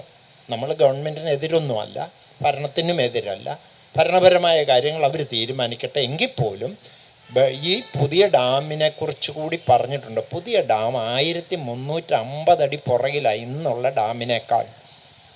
ഈ 1350 അടി പുറകിൽ പണിയാൻ പോകുന്ന ഡാമിന് 60 അടി ഹൈറ്റ് കൂടും, 600 അടി നീളം കൂടും. നിങ്ങളുടെ അനൗൺസ്മെൻറ്റിൽ അത് രമേശ് പറയുന്നുണ്ട്. 600 അടി നീളം കൂടും. ഇന്നുള്ള ഡാമിനേക്കാൾ 40% വെള്ളം പുതിയ ഡാമിൽ ഉൾക്കൊള്ളേണ്ടി വരും. നിലവിലുള്ള ഡാമിനെ മുക്കിക്കൊണ്ടാണ് ഈ രണ്ടാമത്തെ ഡാം പണിയാമെന്ന് നമ്മുടെ ഗവൺമെൻറ് പറയുന്നത്. 100 വർഷം കഴിഞ്ഞാലോ 150 വർഷം കഴിഞ്ഞാലോ ഇത് നാളെ നമുക്ക് ഭീഷണിയാണ്. ഇന്ന് 5 ജില്ല പോകെങ്കിൽ ആ ഡാം 8 ജില്ലയും കൊണ്ടേ പോകുള്ളൂ. ഈ ഡാം വേണോ എന്നുള്ളതാണ് നമ്മൾ ഗവൺമെൻറ്റിനോട് ചോദിക്കുന്നത്. മാത്രമല്ല ഇത് 2000 കോടി രൂപയ്ക്ക് മേളിൽ ചിലവ് വരുന്ന ഡാമിനെക്കുറിച്ചാണ് ഗവൺമെൻറ് പറയുന്നത്. പക്ഷേ 10-100 കോടി രൂപ കൊണ്ട് ഒരു ടണൽ കുഴിച്ച് ജലനിരപ്പ് താഴ്ത്താൻ കഴിയുമെങ്കിൽ എന്തുകൊണ്ട് ഈ ഡാം എന്ന ആവശ്യവുമായി കേരളം മുന്നോട്ട് പോകുന്നു എന്നുള്ളതും ചോദ്യചിഹ്നമാണ്. വൻ നിർമ്മിതികളോട് ഒരാഭിമുഖ്യം എല്ലാവർക്കും ഉണ്ട് എന്ന് കളിശൻ രാജ് ഇവിടെ പറയുകയുണ്ടായി. പക്ഷേ നമുക്ക് തിരുത്തിയേ പറ്റൂ. നമ്മുടെ ഗവൺമെൻറ് തിരുത്തണം. എന്നിട്ട് വേണം തമിഴ്നാടുമായിട്ട് നമുക്ക് ചർച്ച ചെയ്യാൻ. ഒരു മേശയ്ക്ക് ചുറ്റും ഇരുന്നാൽ തീരാവുന്നതേ ഉള്ളൂ പ്രശ്നം. തമിഴ്നാടിന് വെള്ളം മതി, അത് കൂടുതൽ കൊടുക്കാവുന്ന കേരളം പറയുന്ന നിർദ്ദേശമാണ് ഇത്. നമ്മൾ ഈ നിർദ്ദേശം മുന്നോട്ട് വെക്കുമ്പം ഇതിന് വലിയ വിലയില്ലായിരുന്നു. 14 കോടതി വിധി. കോടതി വെറുതെ പറയുകയായിരുന്നില്ല. കോടതി നിയോഗിച്ച ഉന്നതാധികാര സമിതിയുടെ വിദഗ്ധന്മാർ പരിശോധിച്ചിട്ടാണ് ഈ ടണൽ സാധ്യമാണെന്ന് പറഞ്ഞത്. ഈ ടണൽ നിർമ്മിക്കാൻ പറഞ്ഞ് കേരളത്തിന് 1 രൂപയുടെ മുടക്കില്ല. Tamil Nadu should dig the tunnel since you are the beneficiaries of the dam. ഈ ഡാമിൻ്റെ ഗുണഭോക്താക്കൾ നിങ്ങളായതുകൊണ്ട് ഈ ടണൽ നിങ്ങൾ നിർമ്മിക്കണമെന്ന് കോടതി പറഞ്ഞിരിക്കുന്നു. ഇങ്ങനെ ഒരു കോടതി പറയണമെങ്കിൽ ഇത് പരിഹാരമാണെന്ന് ഒറ്റ വാചകം കൂടി ഞാൻ പറയാം. ഞാനത് കോടതിയെ ഉദ്ധരിക്കുന്നതുകൊണ്ടാണ് ഞാൻ ഇംഗ്ലീഷ് പറയുന്നത്. The safety concern of the state of Kerala and the requirements of the state of Tamil Nadu would be met from the existing dam after constructing a new tunnel for evacuation. അതായത് കേരളത്തിൻ്റെ സുരക്ഷയും തമിഴ്നാടിൻ്റെ വെള്ളത്തിൻ്റെ ആവശ്യവും ഇന്നുള്ള dam കൊണ്ട് പരിഹരിക്കാമെന്നും അതിന് ജലനിരപ്പ് താഴ്ത്താൻ ഒരു ടണൽ നിർമ്മിച്ചാൽ മതിയെന്ന് സുപ്രീം കോടതി, ഇന്ത്യയുടെ പരമോന്നത നീതിപീഠം പറഞ്ഞിരിക്കുന്നു. പറഞ്ഞിട്ടും വരും തലമുറയെ ആശങ്കയിലാഴ്ത്താൻ ഒരുങ്ങുന്ന ഈ ഡാം അത് നമുക്ക് വേണ്ട എന്ന ഒറ്റ ഒറ്റ സ്വരത്തിൽ 3.5 കോടി മലയാളികളും പറയാൻ സമയം അതിക്രമിച്ചിരിക്കുന്നു. അതിൻ്റെ തുടക്കം ഈ വൈപ്പിനിൽ നിന്നാവട്ടെ. നിങ്ങൾക്കതിന് ഉള്ള ഇച്ഛാശക്തിയുണ്ട്. ഇത് സമര കേന്ദ്രമാണ്. നാം ഇന്ന് ഗാന്ധി ജയന്തി ദിനത്തിൽ ഏറ്റവും വലിയ പോരാളി, ഇന്ത്യ കണ്ട ഏറ്റവും വലിയ പോരാളി ഗാന്ധിജിയാണ്. ഗാന്ധിജി പോരാടിയത് ബ്രിട്ടീഷുകാരോടാണ്. ഒരു വലിയ സാമ്രാജ്യത്വ ശക്തിയോടാണ് ഗാന്ധിജി പോരാടിയത്. ഗാന്ധിജിയുടെ നിശ്ചയദാർഢ്യമാണ് ഇന്ന് സ്വതന്ത്ര മൈതാനിയിൽ നിന്ന് സ്വതന്ത്രമായിട്ട് നമുക്ക് മൈക്ക് കെട്ടി പ്രസംഗിക്കാൻ കഴിയുന്നത്. ഒരു സർട്ടിഫിക്കറ്റും ഒരു ലൈസൻസും ആരുടെയും വാങ്ങാതെ. പക്ഷേ ഓർക്കണം വൈപ്പിൻകാർ, ഗാന്ധിജിയുടെ സമരത്തിൽ 3 കാര്യങ്ങൾ: സത്യം, അഹിംസ, സഹനം. Truth, non violence and passive resistance. അവിടെ ഗാന്ധിജിയുടെ ത്യാഗത്തിനായിരുന്നു ബ്രിട്ടീഷുകാരുടെ മുമ്പിൽ നിരാഹാരം കിടക്കുക ഗാന്ധിജി ചെയ്തത്. ബ്രിട്ടീഷുകാർക്ക് അവർക്കങ്ങനെ കിടക്കുന്ന കാര്യമൊന്നും, അവരൊരു മനുഷ്യൻ അവരുടെ മുമ്പിൽ കിടക്കുന്നത് അവർക്ക് ആലോചിക്കാൻ പോലും വയ്യ. ഒരു നാടിനു വേണ്ടി, ഒരു ജനതയ്ക്ക് വേണ്ടി നിരാഹാരം പ്രഖ്യാപിച്ചിട്ട് നിരാഹാരം അനുഷ്ഠിക്കുന്ന ഒരു മനുഷ്യൻ്റെ മുമ്പിലാണ് ഇവർ തോറ്റതെന്ന് നമ്മൾ ഓർക്കണം. അതുകൊണ്ട് ആ മനുഷ്യൻ്റെ 155 ജന്മദിനത്തിലാണ് നിങ്ങളിവിടെ ഒരു പ്രതിജ്ഞയെടുത്ത് ഈ പോരാട്ടത്തിന് ഇറങ്ങുന്നത്. ഈ സമരപ്പന്തൽ ചെറുതാണെന്ന് നിങ്ങൾ കരുതരുത്. ഇവർ പ്രായം കുറഞ്ഞ ആളുകളാണെന്നും നിങ്ങൾ കരുതരുത്. ഇത് ഇച്ഛാശക്തിയുള്ള ഒരു ജനതയുടെ, കാരണം ഇവരാദ്യം ഈ വിഷയം വളരെ ആഴത്തിൽ പഠിച്ചിട്ടാണ് ഇവർ ഈ സമരത്തിനിറങ്ങിയത്. വിശദമായി പഠിച്ചിട്ടാണ്. നിരവധി ആളുകളെ കണ്ട് ഇവർ സംസാരിച്ചു. രമേശ് രവിയും ജൈവിയും സ്മിജിനും ഷിജിനും സന്തോഷുമൊക്കെ വളരെ ഗഹനമായിട്ട് വിഷയം പഠിച്ചിട്ടാണ് ഇവർ ഇറങ്ങിയിരിക്കുന്നത്. ഇവർക്ക് ഉറപ്പുണ്ട് നിങ്ങൾ ഇവരുടെ കൂടെ നിൽക്കണം. നാളെ ഇത് വിജയം കണ്ടേ നമുക്ക് അവസാനിപ്പിക്കൂ. കാളീശ്വരൻ രാജ് എവിടെയെങ്കിലും പോയി പ്രസംഗിക്കുന്നത് നിങ്ങൾ കണ്ടിട്ടുണ്ടോ? ഞാൻ ഇന്ന് വരെ കണ്ടിട്ടില്ല. അദ്ദേഹം ഇന്നടത്ത് പ്രസംഗിച്ചു എന്ന് പറഞ്ഞ് ഞാനൊരു വാർത്തയും കണ്ടിട്ടില്ല. കാളീശ്വരൻ രാജിന് ഈ വിഷയത്തിൽ അത്ര ഉറപ്പുണ്ട്. അദ്ദേഹം പറഞ്ഞല്ലോ, ശ്രീധരൻ സാർ, ഈ ശ്രീധരൻ ഇന്ത്യ കണ്ട എക്കാലത്തെയും വലിയ എഞ്ചിനീയറാണ്, മെട്രോമാൻ ഈ ശ്രീധരൻ. അദ്ദേഹവും പറഞ്ഞു ഈ ടണലാണ് ഏറ്റവും നല്ലത്. സുപ്രീം കോടതിയും പറഞ്ഞിരിക്കുന്നു, കോടതി നിയോഗിച്ച ഉന്നതാധികാര സമിതിയും പറഞ്ഞിരിക്കുന്നു. ഇനി ഈ കാര്യത്തിൽ നിങ്ങൾ പറയുന്ന കാര്യം തെറ്റാണെന്ന് പറയാൻ ഇന്ത്യയിൽ ആർക്കും കഴിയില്ല. ഓരോരുത്തർക്കും നിങ്ങൾ ആവശ്യപ്പെടുന്ന ഈ കാര്യം തെറ്റാണ് എന്ന് പറയാൻ. മുല്ലപ്പെരിയാർ പ്രശ്നത്തിന് ശാശ്വത പരിഹാരം ഇതാണെന്ന് കോടതിയും ഉന്നതാധികാര സമിതിയും മെട്രോമാനും നിയമപരമായ കാര്യങ്ങളാണ് അഡ്വക്കേറ്റ് കാളീശ്വരൻ രാജു പറഞ്ഞത്. അത് ബോധ്യപ്പെട്ടിട്ടാണ് അദ്ദേഹം 2014 മെയ് 14 ഇനിയുള്ള പരിഹാരം മുല്ലപ്പെരിയാർ പ്രശ്നത്തിൽ ടണലാണെന്ന് കാളീശ്വരൻ രാജുവിൻ്റെ ലേഖനത്തിൽ പറഞ്ഞിരുന്നത്. അതുകൊണ്ട് തീർച്ചയായിട്ടും നിങ്ങൾ ഇവരോടൊപ്പം നിന്ന്, അല്ലെങ്കിൽ മുമ്പിലേക്ക് വന്ന് എല്ലാവരും കൂടി ഒത്തൊരുമിച്ച്, നമ്മൾ ഗവൺമെൻറ്റുകൾക്കെതിരല്ല. ഗവൺമെൻറ്റിൻ്റെ പ്രശ്നങ്ങൾ എന്താണെന്ന് നമ്മളോട് പറയണം. ഈ പ്രശ്നത്തിൽ എന്തെങ്കിലും തടസ്സങ്ങൾ ഗവൺമെൻറ്റിനുണ്ടെങ്കിൽ ചർച്ചകളാവാം. എന്നിട്ട് നമുക്ക് എല്ലാവർക്കും കൂടി യോജിക്കുന്ന ഒരു സമവായത്തിലേക്ക് എത്താം. ഇന്ന് നമുക്ക് രാഷ്ട്രീയമായി തമിഴ്നാടുമായി ഏറ്റവും നല്ലൊരു രാഷ്ട്രീയ അന്തരീക്ഷമുണ്ട്. അത് നമുക്ക് പ്രയോജനപ്പെടുത്തണം. ഒരു ഡാം ഡീകമ്മീഷൻ ചെയ്ത് ഭാവി തലമുറയെയും നമ്മളെയും അപകടത്തിൽ നമുക്ക് രക്ഷിക്കണം. എല്ലാവരും ഒറ്റക്കെട്ടായി നിൽക്കണം. ഇനി നമ്മുടെ ഇവിടുത്തെ മീറ്റിംഗ് കഴിഞ്ഞ് എല്ലാവരും കൂടെ വട്ടത്തിലിരുന്ന്, അമ്മമാരൊക്കെ പോകണമെങ്കിൽ പോക്കോ, സംശയങ്ങൾ തീർച്ചയായിട്ടും ഞാൻ നിങ്ങളുടെ സംശയങ്ങൾക്ക് മറുപടി കൂടി പറഞ്ഞിട്ട്, അത് എന്നെക്കുറിച്ചുള്ള ആരോപണങ്ങൾ ഉൾപ്പെടെ എന്തെങ്കിലും ആരോപണങ്ങൾ നിങ്ങൾ കേട്ടിട്ടുണ്ട്, അതുകൂടി യാഥാർത്ഥ്യം അറിയണമെങ്കിൽ അതും മറുപടി പറയാൻ തയ്യാറാണ്. 10 പേരെങ്കിൽ 10 പേരെ നമുക്കൊന്ന് വട്ടത്തിലിരുന്ന് സംസാരിക്കണം. ഞാൻ അവസാനിപ്പിക്കണം. Thank you. അടുത്തതായി ഈ സമ്മേളനത്തെ അഭിസംബോധന ചെയ്ത് സംസാരിക്കുന്നതിന് വേണ്ടി പഞ്ചായത്തിൻ്റെ പ്രസിഡന്റ് ശ്രീ റസീല പ്രിയരാജിനെ ക്ഷണിച്ചുകൊള്ളുന്നു. യോഗാധ്യക്ഷനും നമ്മുടെ ഇന്ന് ഈ യോഗം ഉദ്ഘാടനം ചെയ്ത സുപ്രീം കോടതി അഭിഭാഷകൻ കൂടിയായ ശ്രീ കാളീശ്വരൻ രാജ്, നമ്മുടെ ടണൽ എന്ന ആശയം വളരെ ഭംഗിയായി വിശദീകരിച്ച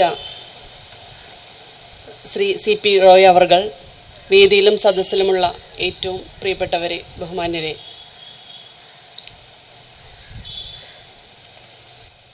നമ്മൾക്ക് എല്ലാവർക്കും അറിയാം അല്ലേ, മഴക്കാലം ആവുമ്പോൾ നല്ല മഴയൊക്കെ പെയ്യുമ്പോൾ ടി വിയിൽ ലൈവാണ് മുല്ലപ്പെരിയാർ 140 അടിയിലോട്ടെത്തി, ഇപ്പം 42 ആവും എന്നൊക്കെ പറഞ്ഞ് വളരെ എല്ലാ ചാനലുകളും അതുമായിട്ട് നമ്മളും അവിടെയൊക്കെ വളരെ ആകാംക്ഷാഭരിതരായിട്ട് നമ്മളും ടി വിയുടെ മുന്നിലൊക്കെ ഇരുന്നിട്ടുണ്ട്. അപ്പോഴൊക്കെ നമുക്ക് തോന്നിയിട്ടുണ്ട് അത് അവിടെയല്ലേ, മുല്ലപ്പെരിയാറല്ലേ, നമുക്കെന്താ അല്ലേ, യുദ്ധം നടക്കുന്ന ഇസ്രായേലിലല്ലേ അല്ലെങ്കിൽ യുക്രൈനിലല്ലേ. പക്ഷെ ഇതിൻ്റെയൊക്കെ പരിണിത ഫലങ്ങൾ നാം ഓരോരുത്തരും നമ്മുടെ നിത്യജീവിതവുമായി ബന്ധപ്പെട്ട് നാം ഓരോരുത്തരും അനുഭവിച്ചുകൊണ്ടിരിക്കുന്നതാണ്.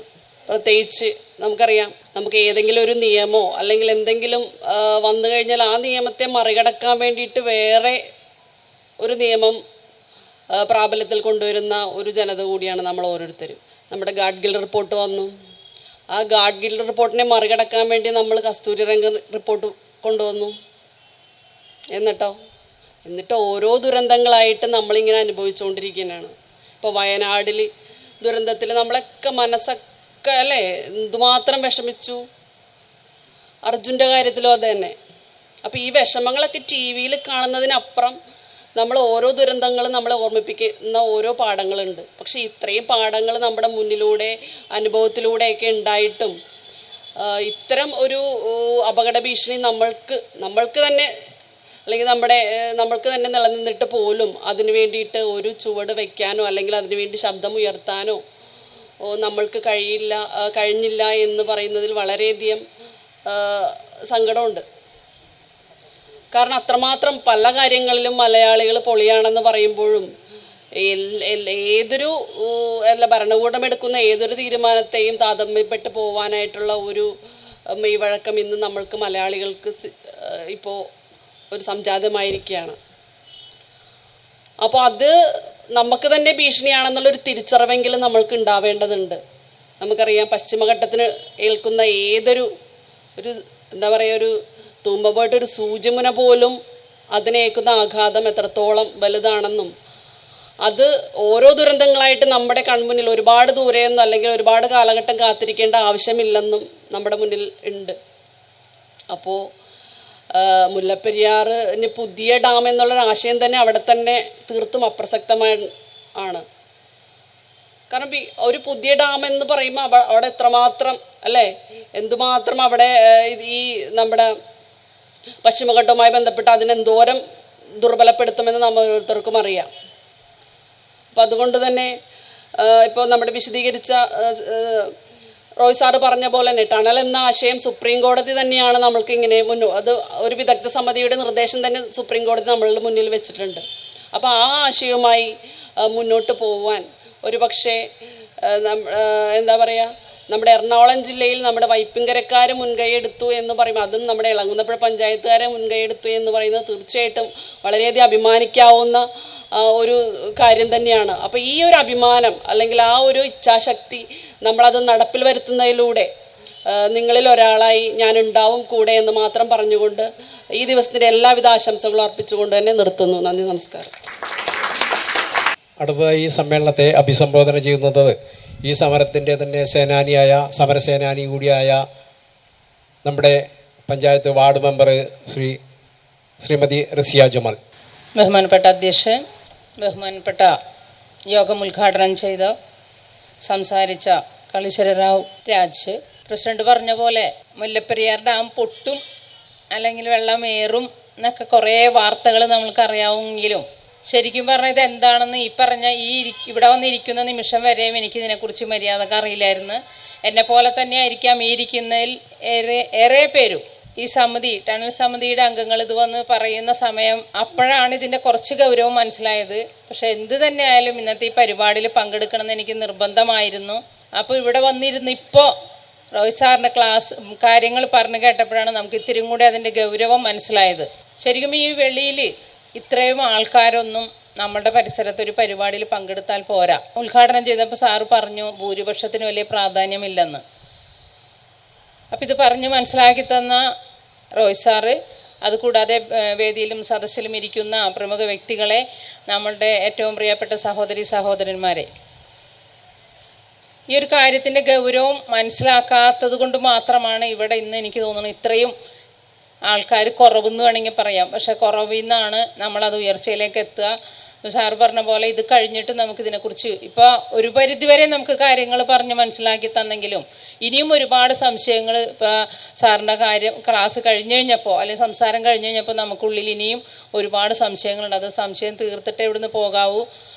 ഇത്ര വലിയൊരു ദുരന്തം നമ്മുടെ കൺമുമ്പിൽ ഉണ്ടായിട്ടും നമ്മളെ വൈപ്പിങ്കരക്കാർ ഇതിനൊരു തയ്യാറെടുത്ത ആ ടണൽ സമിതിയുടെ അംഗങ്ങളെ എത്രയേറെ ബഹുമാനിച്ചാലും മതിയാവില്ല. കാരണം ഇത്രയേറെ പ്രശ്നങ്ങൾ വർഷങ്ങളായി നമ്മൾ കേൾക്കാൻ തുടങ്ങിയിട്ട് മുല്ലപ്പെരിയാർ ഭയങ്കര ദുരന്തത്തിലാണ്. എന്തായാലും പൊട്ടും. നമ്മുടെ കൺമുമ്പിൽ പൊട്ടിക്കഴിഞ്ഞ് ഇപ്പം നമ്മൾക്കറിയാം ഒരു വയനാട് ഒരു ഏരിയ മുഴുവൻ ഇല്ലാതായി കഴിഞ്ഞപ്പോഴാണ് നമുക്ക് അതിൻ്റെ ദുരന്തത്തിൻ്റെ കാഠിന്യം മനസ്സിലായത്. അത് ഇതിനു മുൻപ് പൊട്ടിക്കഴിഞ്ഞപ്പോഴാണ് പറയണത്. ഇതിനു മുമ്പ് പലവരും പറഞ്ഞിട്ടുള്ളതാണ് ഈ ദുരന്തം ഉണ്ടാകുമെന്ന്. അന്ന് ആരും അതിന് വില കൊടുക്കാതെ എത്രയോ ജീവനുകളാണ് നമുക്ക് നഷ്ടപ്പെട്ടത്. എന്ന് പറഞ്ഞ പോലെ ഒരു അവസ്ഥയിലേക്ക് എത്താതെ നമ്മളുടെ ഈ സമരം ഇതിൻ്റെ ഒരു വിജയത്തിൽ എത്തുന്നത് വരെ തുടരട്ടെ, അല്ലെങ്കിൽ തുടരണം. നമ്മളെല്ലാവരും വിചാരിച്ചത് നല്ല രീതിയിൽ എത്തിക്കണം. ഇതിനൊരു ടണലിൽ ഒരു തീരുമാനം ആകുന്നത് വരെ സമരം തുടരണം, അല്ലെങ്കിൽ തുടരും. അല്ലെങ്കിൽ നമ്മൾ ഈ ഇരിക്കുന്നതിൻ്റെ 10 ഇരട്ടി ആൾക്കാർ ഇതിൽ പങ്കെടുപ്പിച്ചുകൊണ്ട് നമുക്കിത് വിജയിപ്പിച്ചിട്ട് നമ്മളുടെ കാര്യം വിജയത്തിലേക്ക് എത്തിക്കട്ടെ എന്ന് മാത്രം പറഞ്ഞുകൊണ്ട് ഞാൻ എൻ്റെ വാക്കുകളെ നിർത്തുന്നു. നന്ദി. അടുത്തത് ഈ വിഷയത്തിൽ സംസാരിക്കുന്നതിന് വേണ്ടി അനിൽ പ്ലാവൽസിനെ ക്ഷണിച്ചുകൊള്ളുന്നു. യോഗത്തിൻ്റെ അധ്യക്ഷൻ എൻ്റെ സുഹൃത്ത് ശ്രീ രമേശ്, ഇവിടെ മുഖ്യപ്രഭാഷണം നടത്തിയ പ്രിയപ്പെട്ട ശ്രീ അഡ്വക്കേറ്റ് കാളീശ്വരൻ രാജ്, ഉദ്ഘാടകനും മുഖ്യപ്രഭാഷണം അദ്ദേഹമാണ് നിർവഹിച്ചത്. ഏറ്റവും ബഹുമാന്യനായ ശ്രീ CP റോയ്, വൈപ്പിനിലെ അഭിമാനമായ നമ്മുടെ എല്ലാം പ്രിയപ്പെട്ട ശ്രീ CP പള്ളിപ്പുറം മാസ്റ്റർ, ഇളങ്ങുന്നപ്പുഴ ഗ്രാമപഞ്ചായത്തിൻ്റെ പ്രസിഡന്റ് ശ്രീമതി രസികല പ്രിയരാജ്, ഏറ്റവും പ്രിയങ്കരിയായ ശ്രീമതി റസ്യ ജമാൽ അടക്കമുള്ള പൗളി ചേച്ചി, നമ്മുടെ നാടിൻ്റെ അഭിമാനം പൗളി ചേച്ചി അടക്കമുള്ള ജോൺസൺ അടക്കമുള്ള ഏറ്റവും പ്രിയമുള്ളവരെ, ഏറ്റവും പ്രിയമുള്ള സഹോദരി സഹോദരന്മാരെ, നമ്മൾ ശരിക്കും ഇന്ന് ഒക്ടോബർ 2-ന് നമ്മളെല്ലാവരും അവകാശങ്ങളെപ്പറ്റി മാത്രം എല്ലാ സമയത്തും സംസാരിക്കുന്നവരാണ്, നമുക്ക് കിട്ടാത്ത അവകാശങ്ങളെ സംബന്ധിച്ച്. പക്ഷെ ഗാന്ധി പറഞ്ഞ ഒരു പ്രധാനപ്പെട്ട ഒരു കാര്യമുണ്ട്. ഒരു പൗരൻ എന്നുള്ള നിലയിൽ, ഒരു സാമൂഹ്യ ജീവി എന്നുള്ള നിലയിൽ കടമകൾ നിർവഹിക്കാത്തവൻ അവകാശങ്ങളെപ്പറ്റി പറയാൻ പാടില്ല എന്നുള്ളതാണ്. ഇന്ന് നമ്മൾ ഈ മുല്ലപ്പെരിയാറിനെ പറ്റി ചർച്ച ചെയ്യുമ്പോൾ നമ്മൾ ഉറപ്പായും ഓർത്തിരിക്കേണ്ട ഒരു പേരുണ്ട്. ബാൻകിയാവോ എന്ന അണക്കെട്ടാണ് നമ്മൾ ഓർത്തിരിക്കേണ്ടത്. ചൈനയിലെ ഹെനാൻ പ്രവിശ്യയിൽ 1,71,000 പേരുടെ മരണത്തിനിടയാക്കിയ ഒരു അണക്കെട്ടാണത്. നമ്മൾ മലയാളികളുടെ ഏറ്റവും പ്രധാനപ്പെട്ട പ്രശ്നം, നമ്മുടെ വീട്ടിൽ കറണ്ട് പോയാൽ നമ്മൾ നോക്കാറുള്ളത് തൊട്ടടുത്ത വീട്ടിൽ കറണ്ട് ഉണ്ടെന്നാണ്. തൊട്ടടുത്ത വീട്ടിൽ കറണ്ട് ഇല്ലെങ്കിൽ നമ്മുടെ പ്രശ്നം തീർന്നു. പ്രളയവും അങ്ങനെ തന്നെയായിരുന്നു. നമ്മുടെ വീട്ടിൽ വെള്ളം കയറുന്നത് വരെ പ്രളയത്തെപ്പറ്റി നമ്മളാരും ചിന്തിച്ചിട്ട് പോലുമില്ല. നമ്മുടെ വീട്ടിൽ വെള്ളം കയറുന്ന ദിവസമാണ് നമ്മൾ പ്രളയത്തെപ്പറ്റി ചിന്തിക്കുന്നത്. പക്ഷേ ഒരു 2018 ശേഷം സ്ഥിതി ഇതല്ല. 2018 മുതലാണ് മലയാളികൾ പ്രളയത്തിൻ്റെ ഭീകരമുഖം അനുഭവിച്ചത്. നമ്മുടെ 2018 എന്ന മലയാളത്തിലെ എക്കാലത്തെയും വലിയ സിനിമയുടെ ഭാഗമായ ആളാണ് പൗളി ചേച്ചി. 2018 ആദ്യ ഷോട്ട് തുടങ്ങുന്നത് പൗളി ചേച്ചിയിലൂടെയാണ്. 2018 ശേഷം നമുക്ക് മനസ്സിലായി വെള്ളം മനുഷ്യ ജീവിതത്തെ തുലച്ചു കളയുമെന്ന ഒരു വലിയ പ്രശ്നം നമ്മുടെ മനസ്സിലേക്ക് വന്നു. പിന്നീട് വലിയ മഴയുണ്ടായാൽ നമ്മൾ മലയാളികളെല്ലാം, പ്രത്യേകിച്ച് വൈപ്പിങ്കരക്കാർ ഭയപ്പെടാൻ തുടങ്ങി. പ്രളയം വരുമോ, ഇതിൻ്റെ ഭാഗമായിട്ട് സുനാമി വരുമോ എന്നുള്ളത്. സ്വാഭാവികമായിട്ടും നമ്മൾ ഈ ടണലിൻ്റെ ഒരു വിഷയം നമ്മുടെ മനസ്സിലുണ്ടായിരുന്നില്ല. ഒരണക്കെട്ട് ഡീകമ്മീഷൻ ചെയ്താൽ സ്വാഭാവികമായും നമ്മുടെയൊക്കെ മനസ്സിലുള്ളത് അണക്കെട്ട് ഡീകമ്മീഷൻ ചെയ്താൽ അതിനുള്ള പരിഹാരം മറ്റൊരണക്കെട്ടാണ് എന്നുള്ളതാണ്. പക്ഷെ ഇപ്പോൾ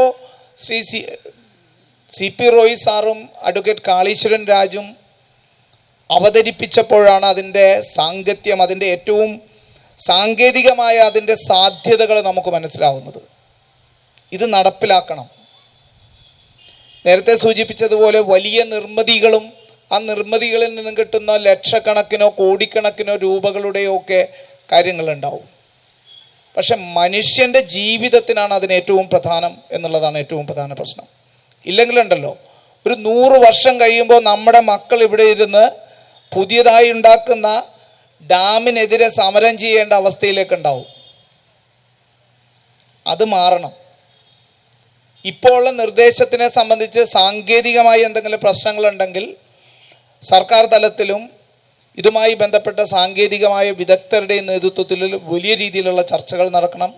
അടിയന്തരമായ പരിഹാരം ഈ കാര്യത്തിൽ ഉണ്ടാകണം എന്നാണ് എനിക്ക് ഈ അവസരത്തിൽ സൂചിപ്പിക്കാനുള്ളത്. ഈ വിഷയത്തിൽ വൈപ്പിനിലെ ഏതാണ്ട് 350ഓളം വരുന്ന റെസിഡൻസ് അസോസിയേഷനുകളുടെ കൂട്ടായ്മയായ ഫ്രാഗിൻ്റെയും സിപ്പി മാഷ് ഇതിൻ്റെ പ്രസിഡൻ്റായിട്ടുള്ള വൈപ്പിൻ ആർട്ടിസ്റ്റ് വെൽഫെയർ അസോസിയേഷൻ, വൈപ്പിനിലെ കലാകാരന്മാരുടെയും പിന്തുണ ഈ അവസരത്തിൽ ഈ സമ്മേളനത്തിന് മുമ്പാകെ അറിയിക്കുകയാണ്. ഒരു കാര്യം കൂടി സൂചിപ്പിക്കുകയാണ്. നമ്മളെല്ലാവർക്കും വേണ്ടിയാണ് ഈ സമരസമിതിയിലെ വൈപ്പിൻകരയിലെ കുറച്ച് ചെറുപ്പക്കാർ ഈ രംഗത്തേക്ക് വന്നത്. ഞാൻ അത്ഭുതപ്പെട്ടു പോയി. സാധാരണ നമുക്ക് തോന്നാറുള്ളത് നമുക്കൊക്കെ കുറച്ച് പേർക്ക് മാത്രമാണ് തലക്ക് സുഖമില്ലാത്തതെന്നാണ്. കാര്യം പൊതുവായ പല കാര്യങ്ങൾക്കും ഇറങ്ങി ഇങ്ങനെ നടക്കുമ്പോൾ നമ്മളോട് പല ആളുകളും ചോദിച്ചിട്ടുണ്ട്. പക്ഷേ ഈ ചെറുപ്പക്കാരോട് 3 ദിവസം തുടർച്ചയായി സംസാരിച്ചപ്പോൾ നമുക്കൊരു കാര്യം മനസ്സിലായി. വൈപ്പിൻകര എല്ലാ കാലത്തും കുടിവെള്ള സമരത്തിനാണെങ്കിലും അതും ഷാപ്പ് പൂട്ടിക്കുന്ന സമരത്തിലാണെങ്കിലും ഏത് സമരത്തിലാണെങ്കിലും വിജയിപ്പിച്ച ആ ആർജവത്വം അവരുടെ മനസ്സിൽ സൂക്ഷിക്കുന്നുണ്ട്. അവർ ആ ആർജവത്വത്തോട് പിന്തുണ നൽകൽ മാത്രമാണ് നമുക്ക് നൽകാൻ കഴിയുന്ന ഏറ്റവും വലിയ കാര്യം. ആ കാര്യത്തിന് ഈ സമരസമിതിയോടൊപ്പം ഇവിടെ കൂടിയിട്ടുള്ള നിങ്ങളെല്ലാവരും ഉണ്ടാകണമെന്ന വിനയപൂർവമായ അഭ്യർത്ഥന കൂടെ മുമ്പിൽ വെച്ചുകൊണ്ട് ഈ സമരത്തിന് ഹൃദയപൂർവ്വം അഭിവാദ്യം ചെയ്തുകൊണ്ട് എൻ്റെ വാക്കുകൾ ഉപസംഹരിക്കുന്നു. നന്ദി. അടുത്തായി സമ്മേളനത്തെ അഭിസംബോധന ചെയ്യുന്നതിന് വേണ്ടിയിട്ട് CP പള്ളിപ്പറം മാഷിനെ ക്ഷണിച്ചുകൊള്ളുന്നു. വേദിയിലും സദസ്സിലുമുള്ള അഭിവന്ദരെ, സുഹൃത്തുക്കളെ, യഥാർത്ഥത്തിൽ വലിയ അവബോധമൊന്നുമില്ലാതെയാണ് ഈ പരിപാടിക്ക് വന്നത്. ഇവിടെ വരുമ്പോൾ എന്താണ് പറയേണ്ടത് എന്ന ഒരു നിശ്ചയവും മനസ്സിലുണ്ടായിരുന്നില്ല. വർഷങ്ങൾക്ക് മുമ്പ് ഗൗരീശ്വര ക്ഷേത്ര മൈതാനിയിൽ ഒരു യോഗം, എനിക്ക് തോന്നുന്നു പിണറായി വിജയൻ്റെ ആദ്യ ഗവൺമെൻറ്റൊക്കെ വരുന്നതിന് മുമ്പ് KM മാണി ധനകാര്യമന്ത്രിയായിരിക്കുന്ന കാലമാണ്.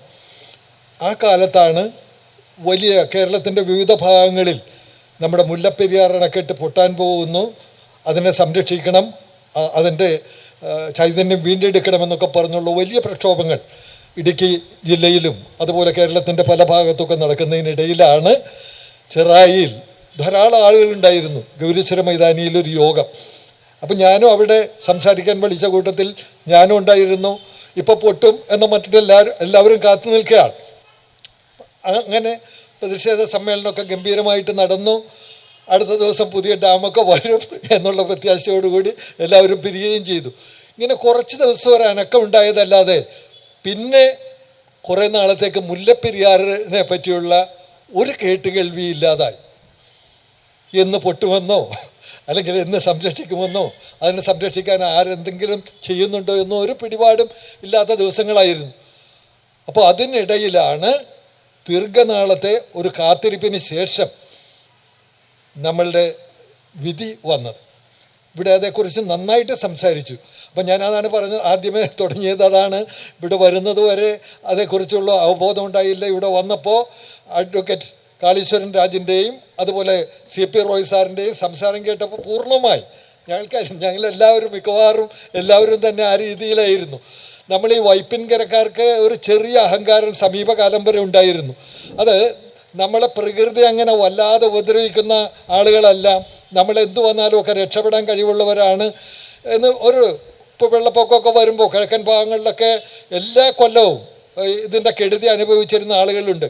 ആ കാലത്തൊക്കെ പറവൂർ വരെയൊക്കെ വന്ന് പട്ടണവും ഏഴിക്കരയും അതേപോലെയുള്ള സ്ഥലങ്ങളൊക്കെ മുങ്ങുന്ന സമയത്തും വൈപ്പിൻകരയിലേക്ക് ഒരു തുള്ളി വെള്ളം പോലും വന്നിരുന്നില്ല എന്നാണ് സത്യം. അപ്പം അതുകൊണ്ട് കടലമ്മ എന്നും നമ്മളെ കാക്കാൻ കടലമ്മയുണ്ട്. അതുകൊണ്ട് വേറെ കുഴപ്പമൊന്നും നമുക്കില്ല എന്നാണ് വിചാരിച്ചിരുന്നത്. പിന്നെ ഇവിടെ സൂചിപ്പിച്ചതുപോലെ സുനാമി വന്നപ്പോഴാണ് നമ്മൾ അറിഞ്ഞത് നമ്മളെയും പിടികൂടാൻ ആളുണ്ടെന്നുള്ളൊരു തോന്നൽ നമുക്കുണ്ടായത്. ഓടുന്ന ലോറികളുടെ മുന്നിൽ കുട്ടികളെയും കൊണ്ട് നമ്മൾ നിരന്ന് നിന്ന് ഈ വഴിയിൽ നിന്നത് ഓർക്കുന്നില്ല. എങ്ങനെയെങ്കിലും ഇവിടെ നിന്ന് രക്ഷപ്പെട്ടാൽ മതി.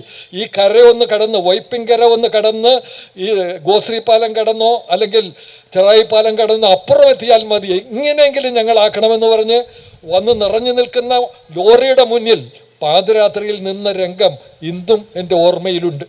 അപ്പോൾ നമ്മളൊക്കെ പുറത്തിറങ്ങിയ ആളുകളെയൊക്കെ ആശ്വസിപ്പിക്കാൻ ശ്രമിക്കുന്ന സമയമാണ്. ഇവിടെ നികേഷ് കുമാറാണെങ്കിൽ ടി വിയിലൂടെ വൈപ്പിൻകരയിലേക്ക് വെള്ളം ഇരച്ച് കയറിക്കൊണ്ടിരിക്കുന്നു എന്നൊക്കെ പറഞ്ഞുകൊണ്ടിരിക്കുന്ന സമയമാണ്. ആളുകൾ അയൽ കിട്ടിയതും കുഞ്ഞുങ്ങളെയെല്ലാം തോളത്തിരുത്തി ഓടാൻ ശ്രമിക്കുന്ന അപ്പോൾ എല്ലാവരോടും പറഞ്ഞു, നമ്മൾ മഞ്ഞുമാതാവുണ്ട്, വലിയ മഞ്ഞ് വർഷിച്ചപ്പോൾ നമ്മളെ കാത്ത മാതാവാണ്, അവിടെ പോകാം, അല്ലെങ്കിൽ അമ്പലത്തിലേക്ക് പോകാം, അല്ലെങ്കിൽ മോസ്കുണ്ട്, വിശ്വാസം അനുസരിച്ചൊക്കെ പോകാം, അവിടെ ഇരുന്ന് പ്രാർത്ഥിക്കാം നമുക്ക്.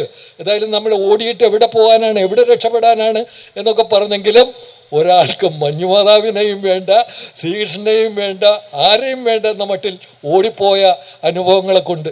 അത് കഴിഞ്ഞ് പ്രളയവും നമ്മളെ ശരിക്കും വേട്ടയാടിയില്ല. നമ്മുടെ സമീപ പ്രദേശങ്ങളെ വേട്ടയാടിയപ്പോഴും നമുക്ക് ചെറിയ പരിക്കോടുകൂടി നമ്മളൊക്കെ രക്ഷപ്പെട്ടു. അന്നും നമ്മളിവിടെ നിന്നുകൊണ്ട് മറ്റുള്ളവർക്ക് വലിയ സഹായ സഹകരണങ്ങളൊക്കെ അന്ന് നൽകിയത് ഓർമ്മയുണ്ട്. അപ്പം അത് പ്രകൃതി നമ്മളെയും കുടുക്കലാക്കുമെന്ന കാര്യത്തിൽ സംശയമില്ല. അപ്പം അതിൻ്റെ ഭാഗമായിട്ടാണ് ഈ മുല്ലപ്പെരിയാറുമായിട്ട് ബന്ധപ്പെട്ട കാര്യങ്ങൾ നമുക്ക് വേണ്ട രീതിയിലുള്ള അവഗാഹം ഉണ്ടായിരുന്നില്ല. അത് കുറേയൊക്കെ നമുക്ക് മനസ്സിലായി. അപ്പം ടണലും നമ്മൾ പുതിയ പോംവഴി പുതിയൊരു അണക്കെട്ട് തന്നെയാണെന്നാണ് നമ്മളുടെ എല്ലാം വിചാരം. കാരണം പുതിയ അണക്കെട്ടുണ്ടായാൽ അതേപോലെ നമുക്ക് സ്വന്തമാക്കാം, മറ്റത് വേണമെങ്കിൽ അവർക്ക് തന്നെ തമിഴന്മാർക്ക് തന്നെ വിട്ടുകൊടുക്കാം എന്നൊക്കെയുള്ളൊരു തോന്നലായിരുന്നു. പക്ഷെ അത് വലിയ പരിസ്ഥിതി പ്രശ്നങ്ങൾ, വലിയ കുഴപ്പങ്ങൾ, ഭൂമിയെ സംബന്ധിച്ച് നിരവധി പ്രശ്നങ്ങൾ ഉണ്ടാക്കുമെന്ന് ഇപ്പോൾ ഇവരൊക്കെ പറഞ്ഞപ്പോഴാണ് നമുക്ക് മനസ്സിലായത്. അപ്പോൾ അതുകൊണ്ട് നമുക്ക് ഒരുമിച്ച് ഈ ടണലിൻ്റെ നിർമ്മാണവുമായി ബന്ധപ്പെട്ട് സർക്കാരിനെ ഉണർത്താൻ ഇത്രയോ നമുക്ക് സാധിക്കൂ.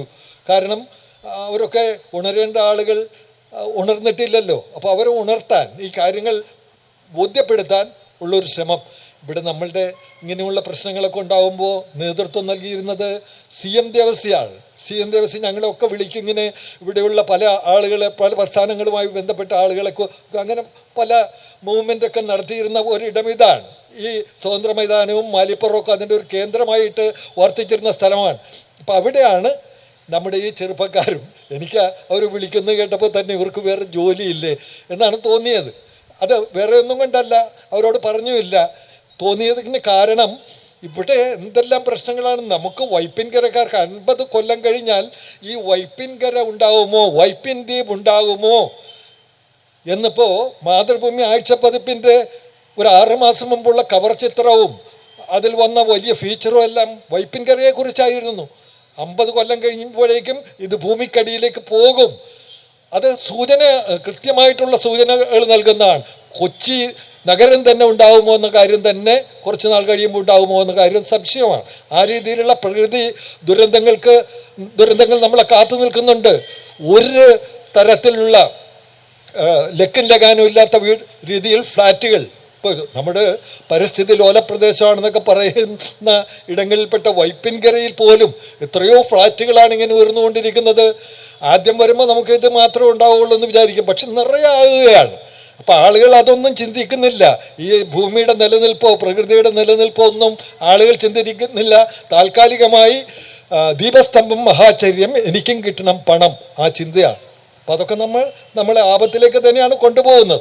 ഞാൻ പറഞ്ഞത് അതേപോലെയുള്ള ചിന്തകളിലേക്കൊന്നും പോകാതെ ഇവർ ഈ മുല്ലപ്പെരിയാറിനെ പറ്റി, അവിടെ ഇടുക്കി ജില്ലയിൽ ആളുകളുണ്ട്, വണ്ടിപ്പെരിയാറിൽ ആളുകളുണ്ട്, മുണ്ടക്കയത്ത് ആളുകളുണ്ട്, അവിടെ വെട്ടിമുടിയിലൊക്കെ ആളുകളുണ്ട്. അവരൊന്നും അനങ്ങാതിരിക്കുമ്പോൾ നമ്മൾ ഇവിടെ കിടക്കുന്ന ഈ തീരപ്രദേശത്തെ ആളുകൾക്ക് ഇതിലെന്ത് കാര്യമെന്ന ഒരു ചിന്ത മനസ്സിലുണ്ടായിരുന്നു. പക്ഷെ ഇവിടുന്ന് നല്ല പ്രസ്ഥാനങ്ങൾക്ക്, ഇവിടെ എല്ലാവരും സൂചിപ്പിച്ചതുപോലെ വലിയ മഹാപ്രസ്ഥാനങ്ങളുടെ പലതിൻ്റെയും തുടക്കം ഈ വൈപ്പിൻകരയിൽ നിന്നായിരുന്നു. അപ്പോൾ നമ്മുടെ ചെറുപ്പക്കാരുടെ അവരുടെ ആ ഇച്ഛാശക്തിക്ക് മുന്നിൽ നമുക്കും തലകുനിക്കാം. അവർക്ക് വേണ്ട എല്ലാ പിന്തുണകളും നൽകണം. നമ്മളെപ്പോലെയുള്ള ആളുകളെല്ലാം അവരോടൊപ്പം ഉണ്ടാകുമെന്ന കാര്യത്തിൽ സംശയമില്ല. സന്തോഷം രേഖപ്പെടുത്തിക്കൊണ്ട് അവർക്ക് എല്ലാവിധ അഭിവാദ്യങ്ങളും നേർന്നുകൊണ്ട് എൻ്റെ വാക്കുകൾ ചുരുക്കുന്നു. നമ്മുടെ ഒറ്റയാൾ സമരസേനാനി കോട്ടൂർ ബാഹുലേൻ ചേട്ടനെ ആദരിക്കുകയാണ്. സി പി പള്ളിപ്പുറം സാറാണ് ആദരിക്കുന്നത്. അതിനുവേണ്ടി സി പി പള്ളിപ്പുറം സാറിനെ ക്ഷണിച്ചുകൊള്ളുന്നു.